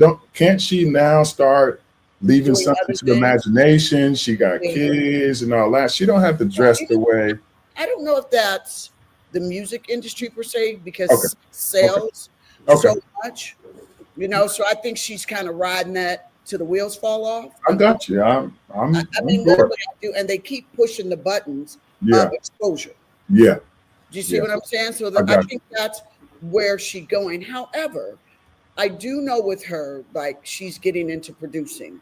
That learning other things. Mm-hmm. It's I love it. Point, you can only wear it for so long. Let's just keep that real. Right. Ageisms come in. See, on our field, no, really. No, I know. Like for me, being an actress, I had to then learn to be a producer. Mm-hmm. I then had to learn to now let's do branding. Let's start the Vivica Fox hair collection. Mm-hmm. Now I got a clothing line on HSN. Like I had to learn time to go into a new chapter and to do it gracefully. But that's because I got a good team of people. Sometimes they got a lot of yes people around them that don't look for the next chapter, like you are in a new chapter. Yeah, that's tough too, because I mean, I find that with a lot of our guys too, and that's why I try to be, surround them with that mirror of somebody. Man, you gotta look in the mirror. My favorite word, accountability. But a lot of people don't want to do that because they got too many yes people around them.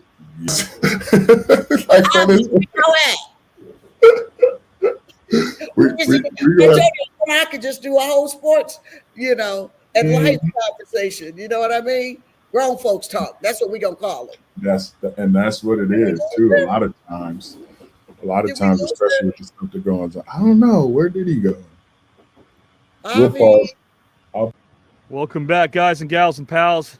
As you could see, the duds are different for both me and Antonio because this guy over here thought that there was a laptop problem. So he went over to his other laptop, thought there was a problem there, and there wasn't. There was an outage out there. I'm going to blame that. That's what happened. The whole street, truth be told. And Antonio, we tell our audience everything. Man, the outage shut everything down for 40 minutes. And here's this jerk over here just going through every computer going, why? Why is this happening? It was an outage. You ever have that happen, Antonio? Man, plenty of times. And there's nothing you can do about it. You just got to sit there, wait for everything to come back on and keep it moving. So I applaud you for keeping it moving. Oh, my friend, thank you so much. And I say this with great pride. I think there's a lot of great fortune, and I'm blessed that the higher power up there, 250 episodes almost, we've never had that happen. It happened now. But guess what, guys and gals and pals? You saw Vivica Fox. She gave you 2 topics. Antonio's got his second topic. He's going to give you his. And this tournament keeps on moving. And you guys and gals and pals will be voting. And remember, when you vote over here in this place, unlike the political arena, it's a positive thing. You're letting Antonio and Vivica know, hey, you resonated with me. That's a beautiful thing. So I will zip the old lip. I will set the topic up for Antonio and for all of you. This is our second and final topic. Antonio, my friend, can you please provide an example of something that your heart yearned for that your brain might have ignored? Whenever you're ready to go, the floor is yours, good sir. When I listened to Vivica, man, I was just blown away by, her telling that story, being so vulnerable about telling that story about maybe wanting to have kids and whatnot. And it resonated me from the perspective of, I had my first child, my oldest daughter, at 20 years old, really, in college, and worried about how I was going to raise her and all these different things. And so when I think about that, it's kind of easy and hard at the same time. I yearn to be that father that I never had. I didn't grow up with my father, and then he was unfortunately killed when I was a senior in high school.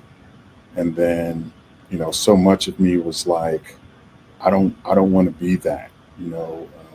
He had, let's just say, he had a bunch of kids by a bunch of different women, and I just wanted to, take another path, be a different kind of dad. And, at the time, with no direction, no attention, just absence, I just kind of felt like I had to create my own sense of what it means to be a dad. And when I talk to some of my younger siblings, they have so many memories of my dad that, I didn't get a chance to have. So I yearned to have that in my heart. I wanted that. But on the opposite end, when I started playing basketball, everything is saying, hey, you in order to do that, you gotta grind. Like I gotta practice. I gotta get better. I got to do everything that I can to provide for them so that I can carve out time to spend with them. And so, my mind is telling me like, hey, keep grinding, keep being on this track of being all that you can be, which led me to, shortly after college, I went over to France for a short stint, came back, and then I ended up going to Greece for 2 years and Italy for a year, and I then went to Indiana, and originally being from Oakland, California. So it was a super struggle for me, during those times of having my heart wanting, yearning one thing, and my mind telling me to keep focusing on the task at hand, which was to be make it to the NBA and be the best that I can be for my family and for my kids. At least that's what I thought, right? Sitting here now, that time is just so important to have with your kids, and you miss out on things that you can't get back. Fortunately enough, now that my kids are older, I've had an opportunity to ask for grace and forgiveness and receive that. So we have, a great relationship now. I was able to talk about what I was going through at that time, especially with my oldest.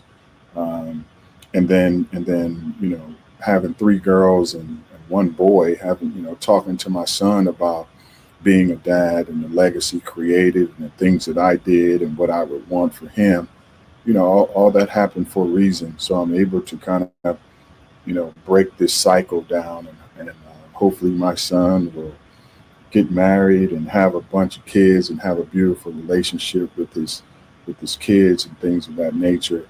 And then I get another chance. I'm a granddad now, so I get to, look back on these moments and provide my daughters, my grandkids with something different. I would hope more wiser, with more experience, and take that struggle that I had and turn it into something positive. So I'm so fortunate and so blessed to be in this position. I know it was a struggle early on to, want something and yearn something in my heart, but my mind telling me to do something different. But I can't tell you how grateful I am to have gone through that experience so that I have what I have now, which is this inner peace and this connection with my daughters and with my son. And then given this opportunity to be a granddad, I'm so, so grateful and thankful. So yeah, if you ask me, what I yearned for and what I thought and what I knew was going to be best, it was definitely that. So I thank you for giving me that time. No, thank you, my friend, because really everything we do here is about being able to kind of, without sounding too wishy-washy, being able to appreciate the art of self-discovery.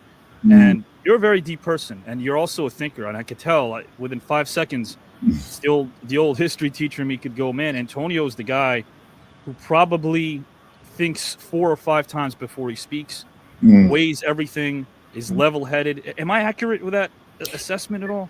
Yeah, some of that has always been like that, but some of it is in a part of what I do now as the CEO of the National Basketball Retired Players Association. Sure. I've gone through, we talk about mental health. I've gone through all this therapy and this inner searching and, all those things that we kind of need to get through in order to be our best self. And early on, I had to be vulnerable to that, which was super scary, right? Like it would be hard for me to talk about how, at a young age, I had these 2 little girls, and I was zipping across the world and not seeing them very often. It just felt like I was my dad all over again. Oh wow! But now, God has given me this opportunity, and I'm taking full advantage of it.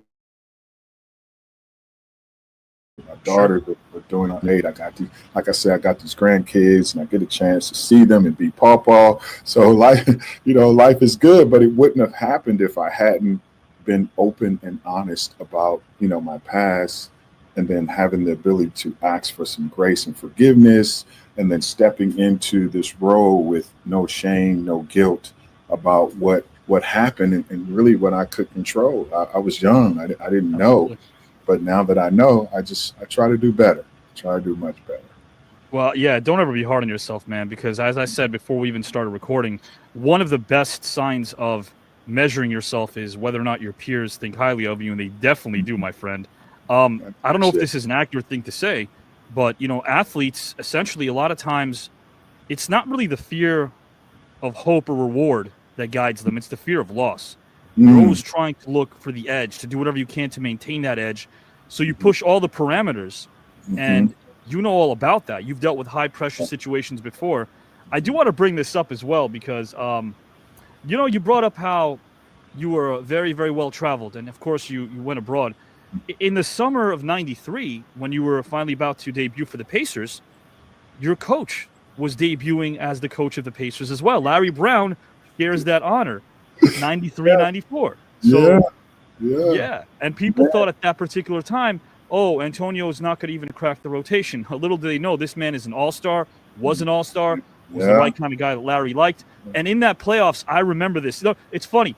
I can't recite something that's very important, but if you ask me to like remember some factoid from the 94 playoffs, I will. That was the playoffs of the underdog. People, of course, will go to the Denver Nuggets and talk about what they did, not only upsetting Seattle, but doing it while down 2-0, and then tying Utah in the second round after being down 3-0. But they forget a couple of other underdog stories. One, the Miami Heat, who were also the 8th seed over on the Eastern Conference. They were up 2-1 against the Hawks before they lost. And then you guys were the 5 seed, and the Atlanta Hawks in round 2 were the number 1. And everyone favored them that year to go really, really far. It still bothers Pete Babcock, by the way. You guys, so man, you've been through adversity your entire life, and so even on the professional level. Yeah, it's tough, man. But again, and talking about Larry Brown, man, he was, you know, people can say what they want to say about him. This man was great to me. You know, it taught me some hard lessons that I keep with me to this day. You know, anybody that's played for him understands the slogan, play the right way, right? Sure. And if you play the right way, if you live the right way, if you do the right things, good things are going to happen. And I've kind of lived that my whole life. And so I'm very thankful for Larry and all that he, you know, all that he taught me, really. So there's no doubt about that. Right. You know, you can overcome anything. And guys, look, even Antonio Davis was able to overcome probably the most insurmountable force of nature known as Shaq. Words, no words. Pictures, guys and gals, and moving images. Check this out over here. All I'm going to say is take this, Shaq. Take this, Shaq, right here. Take that right there. There we go. Oh, you guys want a different angle? There's Larry Brown. Boom, boom, boom. Take that. At a different angle. I think we got another one over here. Is this another angle? I think it might be. This is Mr. Antonio Davis doing his thing. There you go. On Shaquille O'Neal, guys. Hey, don't show all the other stuff with big fellas. You are my guy for that one. You know what I'm saying? Man, I can't forget that. Show what we need to see. You know what I mean? My gosh, man. You know, it is. I got to say this too, though, because a lot of people forget. Like, you know, when they're talking about Shaq, your defense would start on Shaq half court because no one should let Shaq run down and establish himself on the block. Am I right? No, you know, people always ask me, you know, who's the toughest player I've ever played against? And the first thing out of my mouth is Shaquille O'Neal, because at that time, we had, at least me, and again, I traveled the world before that. I hadn't seen a guy that big, that agile, that quick, and that mean. Right. Like this guy wanted to dunk on you every time down the floor. He was going to get to his spot. Yes. He was going to do what he wanted to do. Like incredible. I was already undersized anyway. Like I tell most people now, when I used to stand behind him, you couldn't even see me. You didn't even know I was there. Oh my gosh. And he had that second, a lot of people don't have this. He had that second jump too, the second jump. Yes. Man, he was incredible, you know, just as far as sheer just size, strength, and tenacity. Like he had those three things. And I tried to always stay on his good side though. Like don't screw up. Like don't get him mad at you. You know, he will punish you, right? So absolutely, yeah. I think a lot of people found out names that pop up, man. Brad Miller, Ostertag. A lot of people found out. You don't mess with Shaq. A lot of people found out the hard way. The hard way, man. But I'll tell you this though. You know, when you were of course well traveled, you played for Greece. You know what you're doing now for the retired players. I like that there's different pathways to the top. You know, like it took me a very long time to work for one of the studios as a screenwriter. When I was in my 20s. Straight out of Queens, New York, I was sleeping in the back of my station wagon, as my viewers know, and I was just surviving on tuna and orange juice. That was my protein source back then.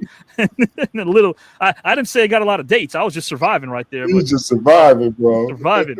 And then somehow Richard Donner, director of Superman, he said, "Look, I like your work. Keep grinding. Meet me once a week for a year." And I did. And then he kind of gave me that entry into the studio system. And you did that as well. You know, of course, suiting up for Greece, that great story of that 1 year in Italy with Mike D'Antoni and training for him, looking around and not judging people is another good quality of yours, because even people like Wayne Alpert, who a lot of people didn't know, was self-taught. He worked with NBA players. He worked with Donald Royal, yourself, John Koncak. And then, you know, he kind of, if I'm not mistaken, there was sort of like a pitch, you know, and who would have thought that a guy like that, you know, just based on appearance can help players on an elite level, but he did. Man, he taught me so much, and sometimes I kick myself in the butt by not sticking closer to him. Because, you know, what he had the ability to do was to simplify things and at the same time make them very sophisticated, right? Right.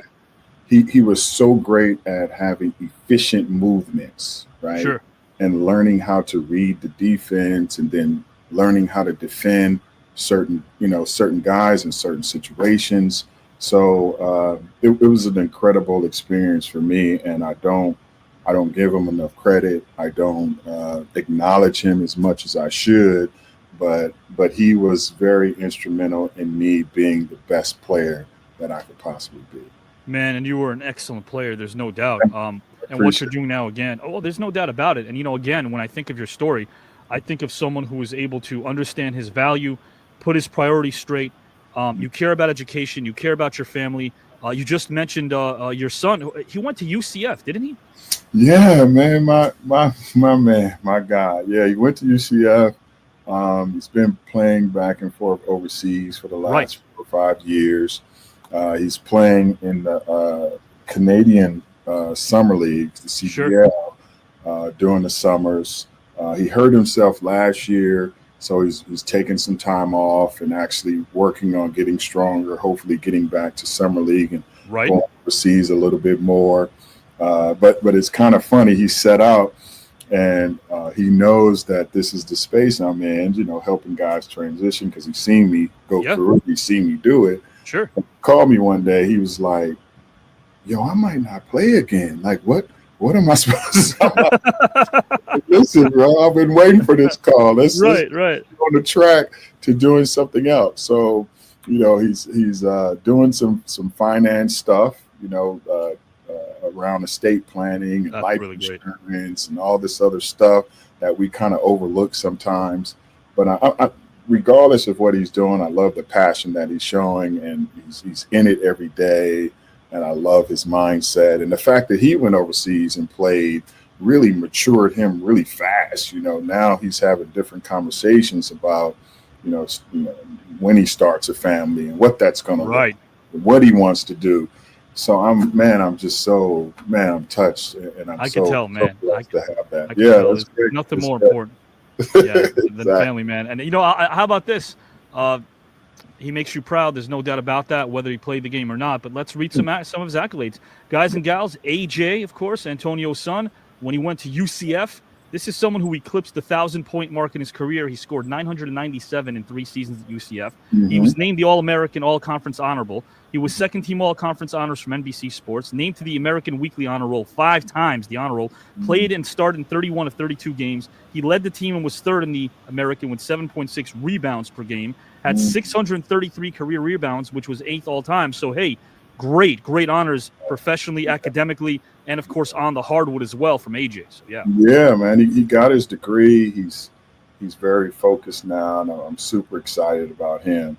And you know, we constantly talk about those different things and not letting them kind of define who he is right now. Okay, right. Just recreating himself to go on and do some other things. It's just a part of what he did and not who he was, right? I've always kind of taught him is, you know, basketball is just another tool you have in your belt to kind of get you where you want to go. Where do you want to go, right? That's the question. So I stay on him about that, man, and it's an incredible thing. And listen, me or AJ wasn't the best in the family. I have to throw that out there.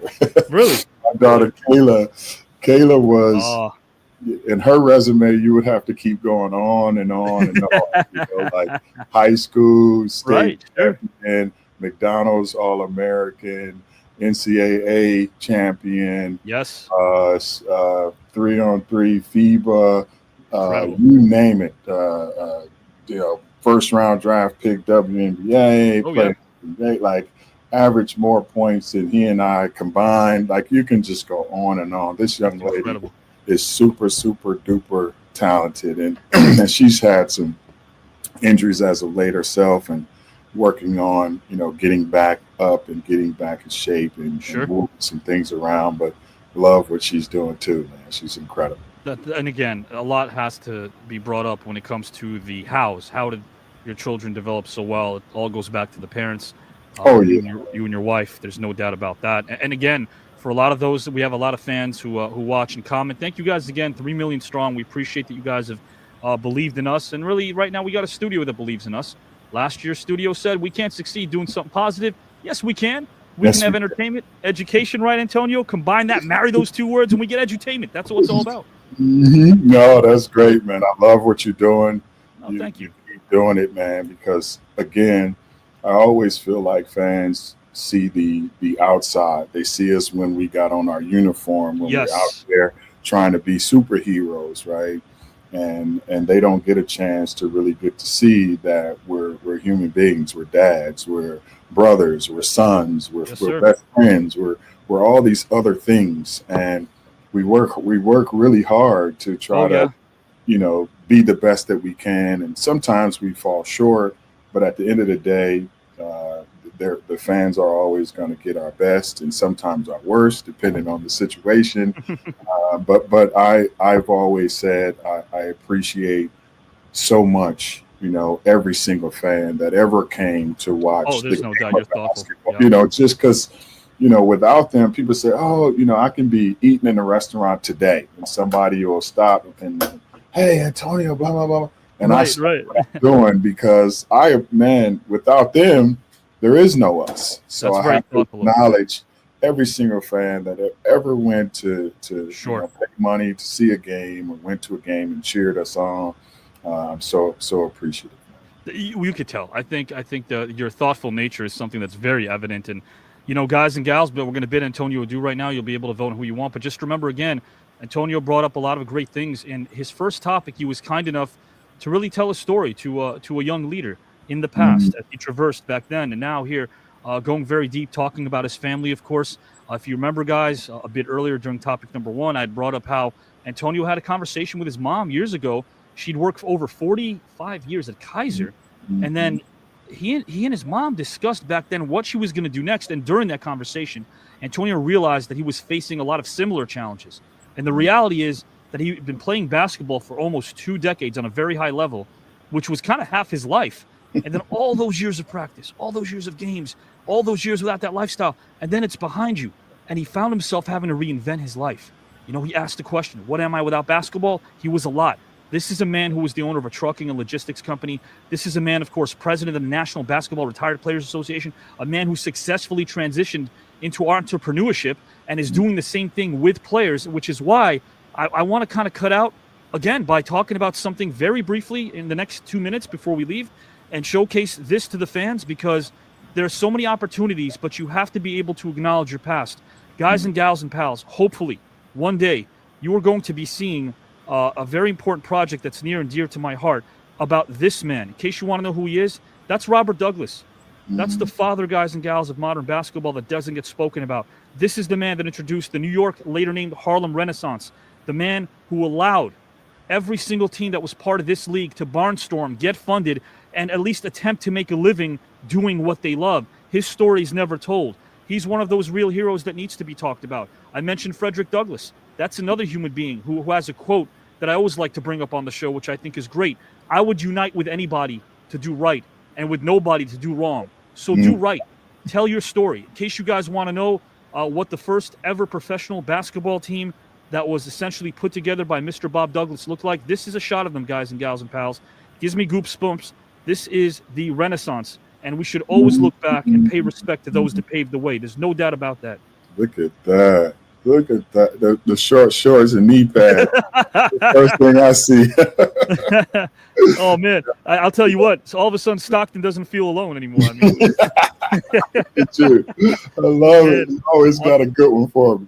I'll tell you what, man, you're amazing. I'm glad you're part of this celebrity tournament. We'll see what goes down. And hey, just to answer a question that one of our viewers had, Mike had said something about Chamberlain and Russell. I'll say this. Hey, since we're on the topic of old school players, if you guys think Wilt and Russell had it easy because there were only about 8 teams back then, do the math, guys. Russell and Chamberlain in the Eastern Conference in the first half of their careers had to play each other 25 times in the regular season because there were only 8 teams in the regular season. My gosh. You imagine that? Oh, my God.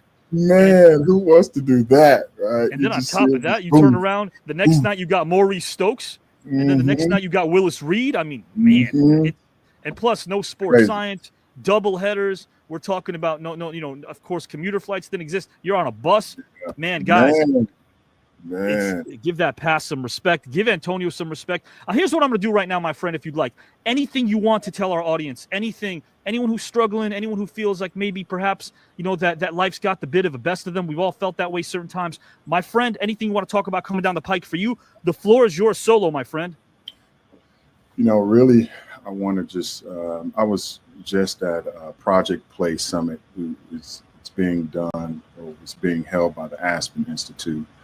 And we were talking about our young men that their participation in sport is declining, and some staggering statistics was brought up, which I'm not going to repeat, but you know, words like loneliness and suicide and depression came up, and it really cut me to my heart to think that, you know, young men today are feeling that way in kind of record numbers.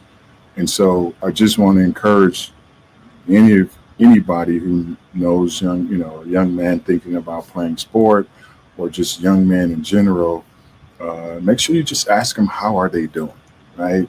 And when you ask them, and most time they'll say good, just ask them, how are they feeling, right? Because I think sometimes, you know, especially in the day and age that we live in with technology, sometimes you don't feel seen and you don't feel heard. So just keep that in mind as you go about your day.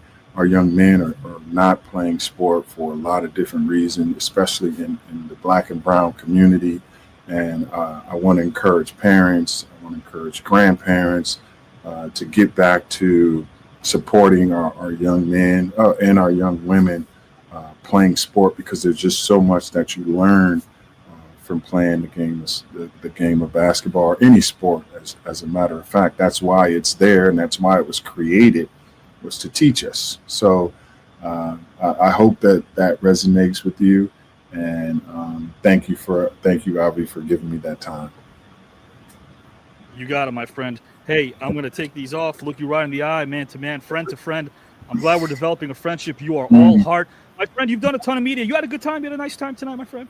Oh, man, I had an awesome time. Like, this is what it's about. Like, you get to come on and show that other side of you, man, that you're, again, a human being, one that loves and cares and that wants Absolutely. to exist with different people at different times. So thank you for giving me this opportunity. I really appreciate it. Thank you for gracing everyone with your presence, my friend. Guys and gals and pals, Antonio Davis, the floor is now yours. Let us know your thoughts.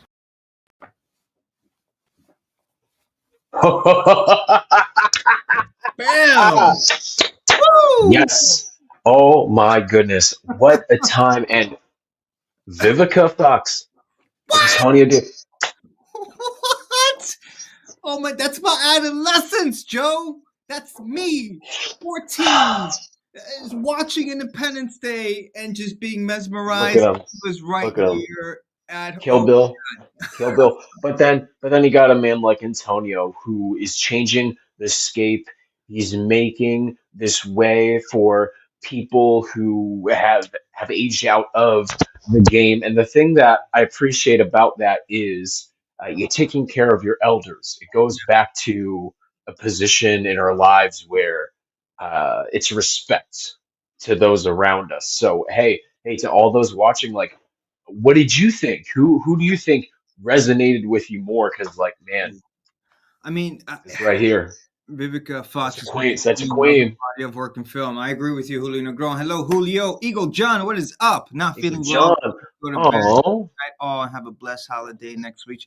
Much love to you, yeah, John. man. Eagle John, feel better, buddy. Allison, cool Yes. pads. Listen, Peaceful Pete, Antonio. Technology has Antonio. caused us to lose touch and not value each other as much as we should. You know what? I can agree there. And, it's like, this is why it's so cool to be in this place. My brother Howard over here and discussing this. Yes, a lot of fun debating with you, Gus. I love that. I love that. Watch Rustin Chamberlain. Man. It's well, look. I mean, one of the things. I mean, like I put a comment in there that I mean, Antonio was speaking my heart. Numero uno, you're number one, Gus. He was speaking my heart, man. Because if you Google suicide rate of men, it is scary, bro. It is scary, Yes, the rate. And it I'm is. glad that and not to say it's a man or woman thing, but it is a sad epidemic that's happening, and I'm so glad. It's a real thing. He was bringing that to light. And Kay, new viewer, she had a great comment out there. I want to say hello to Kay as well out there. All your Okay. viewers. But that resonated with me. Yes, Julio, Vivica is queen of awesomeness. Yes. Good evening to you too, Pete. Peaceful Pete. Yeah, but Right on. that topic, it was really, really, really, really amazing. But now is the time. We gotta vote. Oh, well, really quick, let's get some things, guys. Let's make sure you're now voting in that comment section, guys. Please make sure you're voting in the comment section. And do not, hey, Kay. Hey, Kay. Do not go away just yet, because we have an amazing, awesome, exciting, tantalizing, in fuego outro for you guys tonight. So don't go anywhere. Yeah. But it is time to vote. Joe, do you want to go first, my friend? You know what? I think I will. And now to get this right, just so we know for our audience's sake, we're gonna start with the both of us are going to vote for topic 1 and topic 2. Then we're gonna let them vote into this. Correct me if I'm wrong, Mr. Howard. No, you're right. You're right. All right, so I was going hard in the paint. I'm gonna be. Let me just read this. You guys didn't let me. Let's put it through. You guys didn't let me slip through the cracks, the dark space I was in. And that speaks volumes to your strength of being. Okay, there you go. He's right. I was recently in a very dark place, but I made my way out. I had a very rough patch, but things got real low. But people like Avi and Howard and Joe, you guys kept on me, kept at it. You guys didn't let me slip through the cracks of the dark space I was in, and that speaks volumes to your strength of being real, genuine, good human beings, friends in a true brotherhood. Gus, brother. That goes both Honestly, ways. whoa. That goes Man, both. which is you. JW. JW.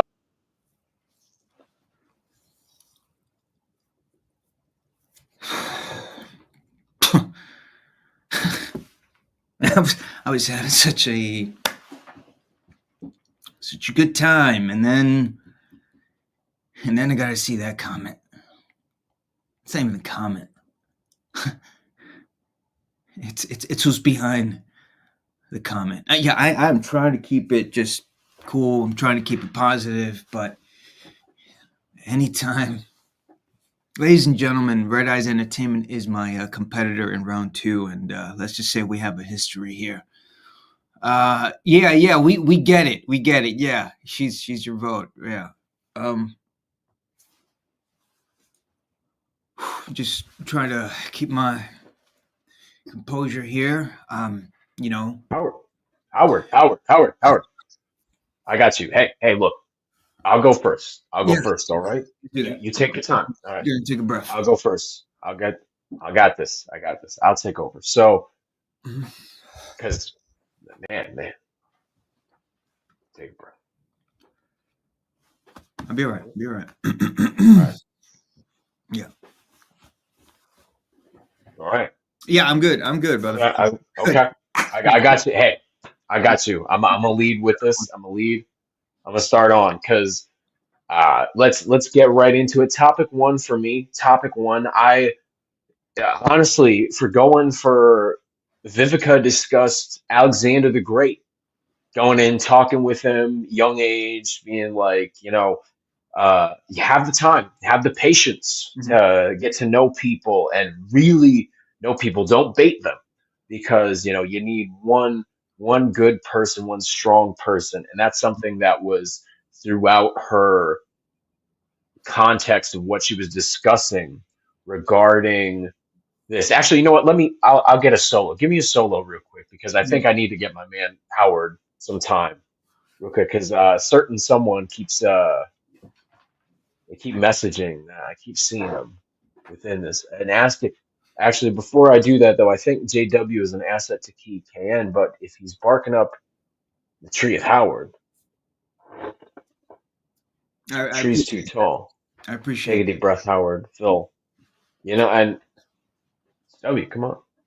Gotta look around 1, Antonio round 2.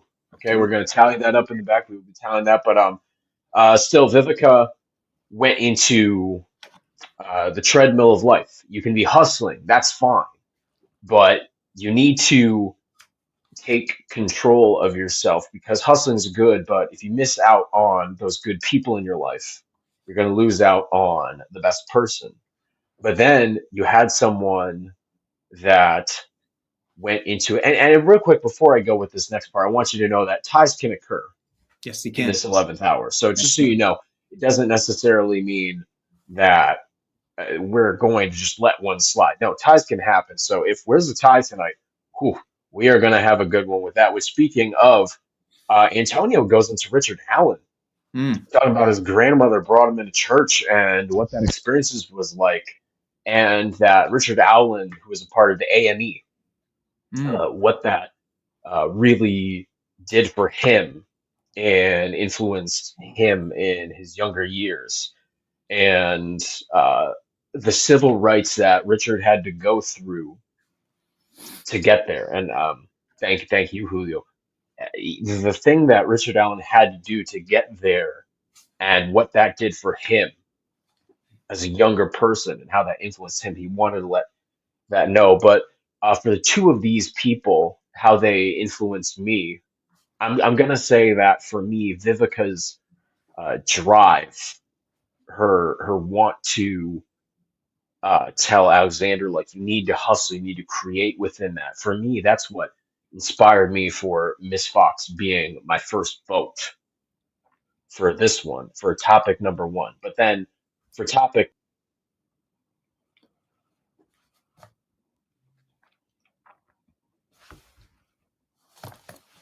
really, I'm just gonna stretch you out.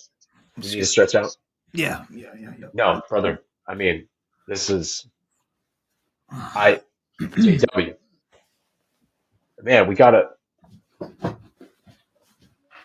Can I finish? I'm sorry, brother. I'm sorry. No, Howard. This is you know what? This is starting to get into my territory. JW, can back off. Back off from my Dominican brother here, okay? I'm trying to finish my voting. It's disrespectful to me. It's disrespectful to Howard, okay? All right, You got that? I appreciate that, Joe. I really do. Okay. Are we clear? Is obviously we got a problem? Okay. So for Vivica going into wanting to leave a legacy and moving forward with that legacy, bringing Brown to brass tacks, legacy does not mean necessarily children. What her heart yearned for, what it thinks, nope, Pete, nope, not peaceful Pete, nope.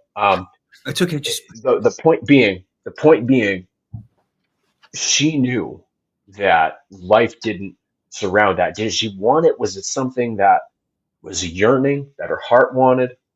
Yes, yes.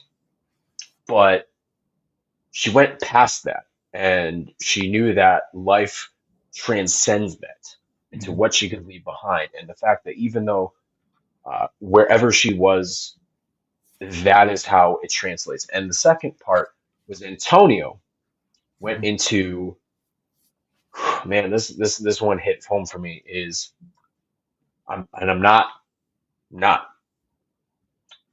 Antonio went into what it was for him to be a father.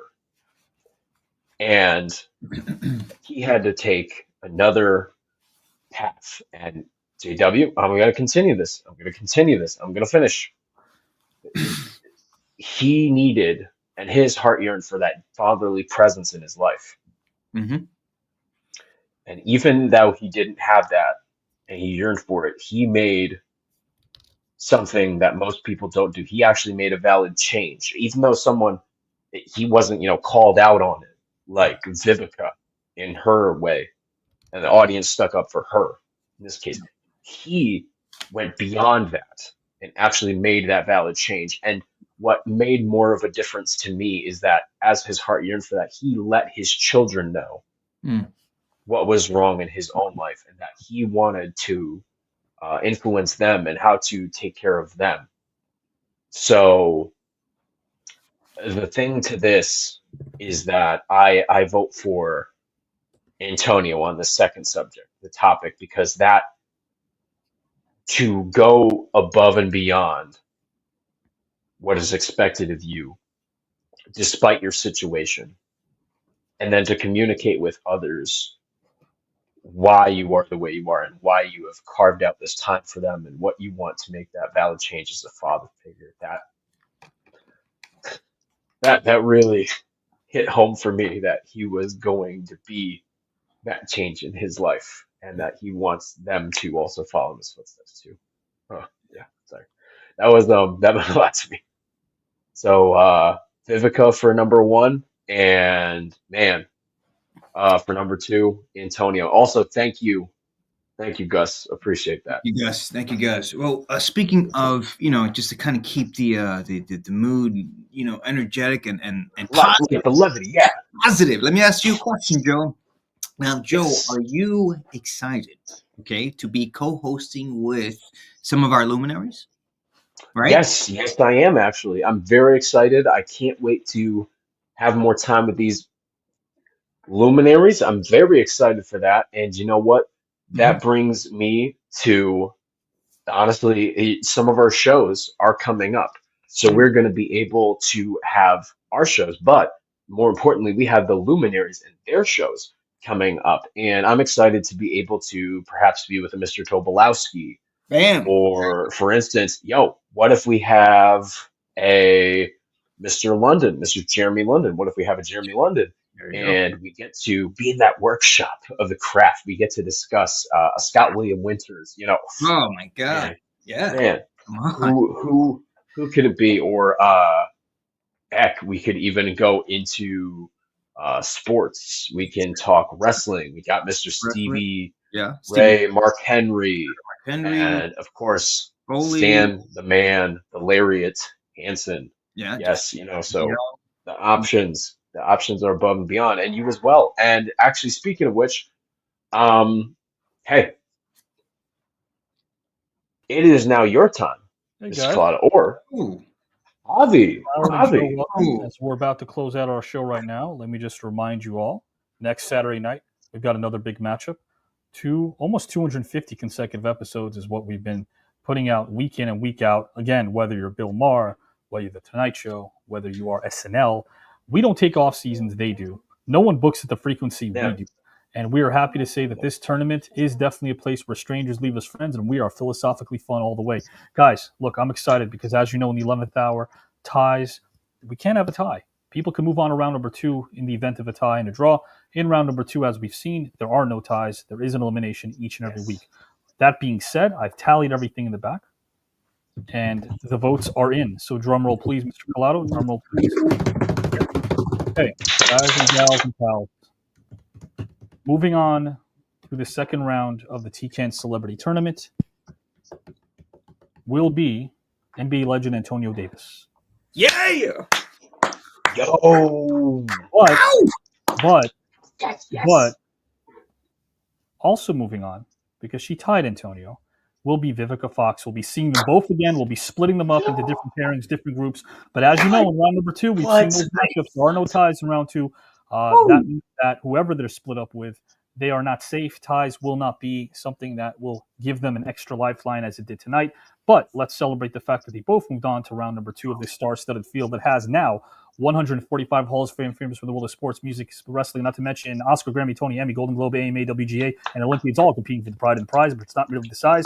Guys and gals and pals, as you guys know, you are finding out that they can relate to you on so many different levels. So with that, keep your comments coming. Keep this community growing. 3 million strong. You know what to do when you go on YouTube. Do the same old everybody else tells you to, but don't do it because we're telling you to. Do it because it's absolutely free, and that's how we continue giving you good content. You guys drive the car, and that's why you're the engine that makes this thing go, as you know. So guys, I'm excited. Joe, Howard, are we ready for the outro? I'm ready for the outro, please, Mr. Klein. Are we ready? Eat up, baby. Okay. Eric, shout out to you. Willie Wilson, I see you in the comment section. Thank you. Hilly Negron, thank you as well. P.S. Time Allen, Phil, Purple Giraffes. What a great show. Some of my favorite celebrities tonight. Thank you. Thank you. They appreciate that as well. They read your comments, and they appreciate you there as well. Allison, thank you. Gus, Galaxy, dig this look. Absolutely. More Joe and more Howard to come, so don't you sweat it, guys. Hey, outro time right now. As you guys know, again, we thank you because this is the last leg of round number 2. We're about to finish round number 2. Round number 3 will start immediately after. When it's all said and done, one and only one of these luminaries will move on and win this entire tournament. Still to come in round number 2, Jesse Ventura. Still to come in round number 2, Joe Montana. Still to come in round number 2, Mark Henry. Some of the biggest names and more mystery celebrities in the 11th hour. So this is the place to be every Saturday night, 8 p.m. Eastern Time live. That's how we thrive. Guys, it is outro time. Without further ado, Mr. Collado and Joe, I will keep you guys on screen. Let's see who we have coming up next.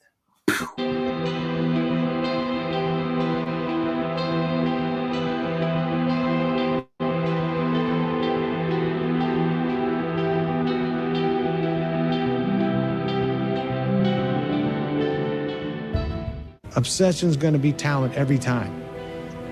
You got all the talent in the world, but are you obsessed? Is it all you ever think about?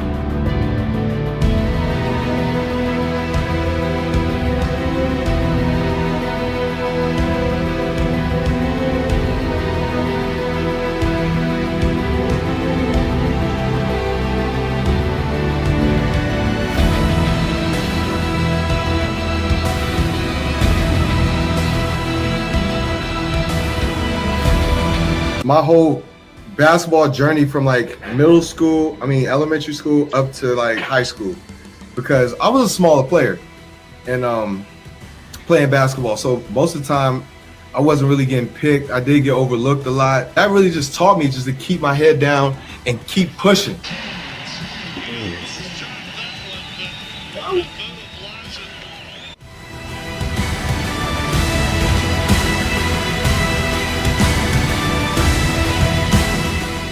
So my father was a cryptographer, and I said, "So Dad, did you get a piece of the message? Did you get the message about dropping the bomb?" And he said, "No, I think it came over in pieces. I don't think it came in one piece." And he had something like "little boy down," something to that effect. He sits Behind you. Okay, yeah. And it's one of these kids who's banging the call button the whole night, and he's screaming the whole, Ma! Ma! Ma!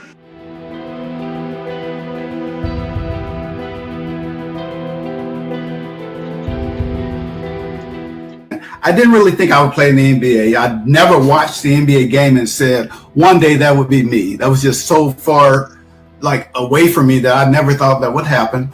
But one thing we always tell young people, and we tell CEOs and people that are doing mentoring, is that you really can't be what you can't see.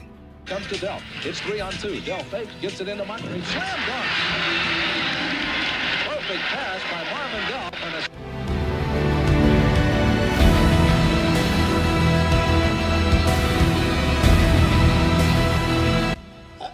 For me, I would have him saying bumps. What did I have? Bumps in the road.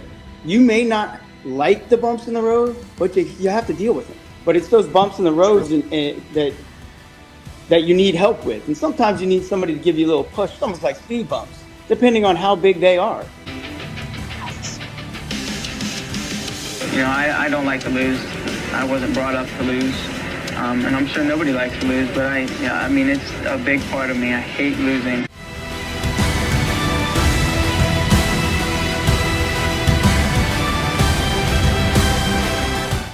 You know, throwing Donnie's ashes and they blow back in his face. I mean, on and on and on. You know what I mean? Incredible movie, but that's the only movie poster I ever bought. And so, Big Lebowski, one of my favorite movies, and one of the best posters, I think, tells the story. Being trained by Vern Gagne, and it was very old school. The baby faces that were on one side of the building and the bad guys on the other. So there was no talking, nothing. You didn't know what you were doing, anything like that. That was very old school.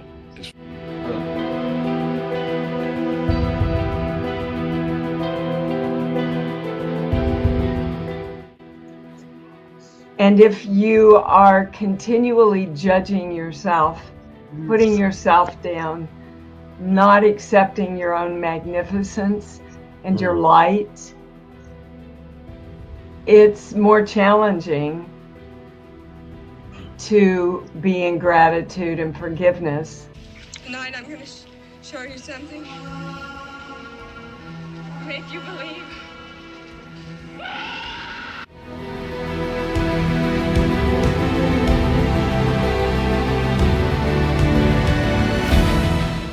I think number one, empathy. We never know what someone else is going through. We never know. We are all definitely stronger than we think. I mean, you look around, you look at people that are going through cancer or something challenging or loss of a job, and you think, how are they doing it? How can they do this? But we're all stronger than we think we are. It happens all the time. You get anxious and you just want to get started. You're ready and there's a certain point where you're not really learning anything anymore. You're just keeping in shape, and it's just time you're ready to go.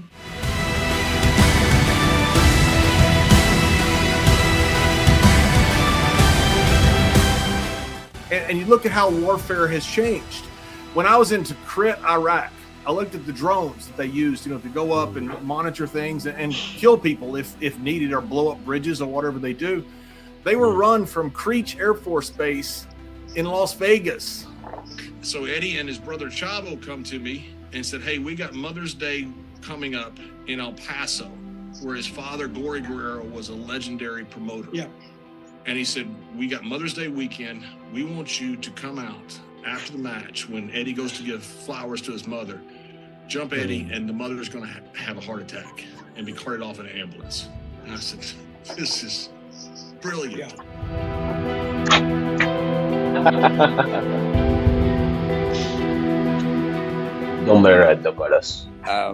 You can actually make a difference, certainly for yourself and maybe for someone watching, like little Lou Ferrigno as a child watching that movie. I mean, there's more to it than just the words that he couldn't hear. There's also something about the soul, right, Lou, of Italy and the soul of family and all that. It was peripherally about the mafia, but it's also about something else, about the grandfather sitting in the tomato patch and all that. She's your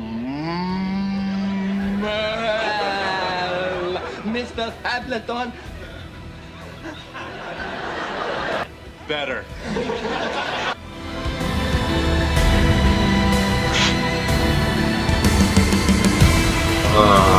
And Jesse. And so, and also, you know, let's look at it this way. There's a lot of players in this. And in a book like this, if it's made into a film, you're going to have a lot of actors employed. We could use that right now if the strike comes off. You come to a Y in the road, take it. Well, that means you got to pick one way or the other. That's what he's telling you. Right. So I've come to Y's in the road, and I've taken them. And once I've picked out which of the Y I'm going on, I don't look back.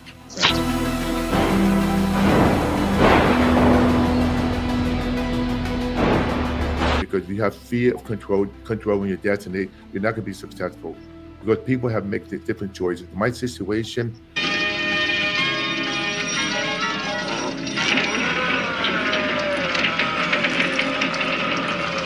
we're free to talk about what we like to talk about because of George Washington. He was facing a machine, the world's greatest army, and they couldn't make him quit, even though he was losing engagement after engagement. So that's who I would want to hang out with. And then another girl. Well, I got into class, right? I got into this acting class. Her name was Peggy Fury, and people in the class were Meg Ryan, Eric Stoltz, Jennifer Tilly, Michelle Pfeiffer, Sean Penn. Yeah, the heavy hitters. Nick Cage. So this was a really competitive class arena. Maybe it's obvious from the outside looking in, but you know, a lot of kid actors don't figure it out, and I think. Not saying I have. I'm always growing, or you know, trying to grow. But I think I did all right, and I'm very happy now that I've been able to find a path to be happy, because I think I did flounder for a long time, and it's a continual process. So I don't know how critically I think about it, but I do my best. I want to say yes. I mean, I think so. They're like picture memories, like memories of memories. But again, I was so young that. I wonder how much of it is just hearing the stories my parents told over the years and seeing the pictures and like seeing the film throughout the years, that if it is there, it's just been like solidified more than, you know, I don't remember anything else about being that age. Start figuring out what I wanted to do, which led me to go in sports education. And also started being around basketball, which kind of led me to where I am right now, honestly. Ginobili falls down. Wade finds Crowd seems to get a little. We all could probably reach back and say, man, if I'd have done this, if I'd have done that differently, you know, my life would be different. You know what? It was a great turnout, the final day of the weekend, and you know, I'm overwhelmed with support. All the celebrities that came out, man. I'm so humbled by it.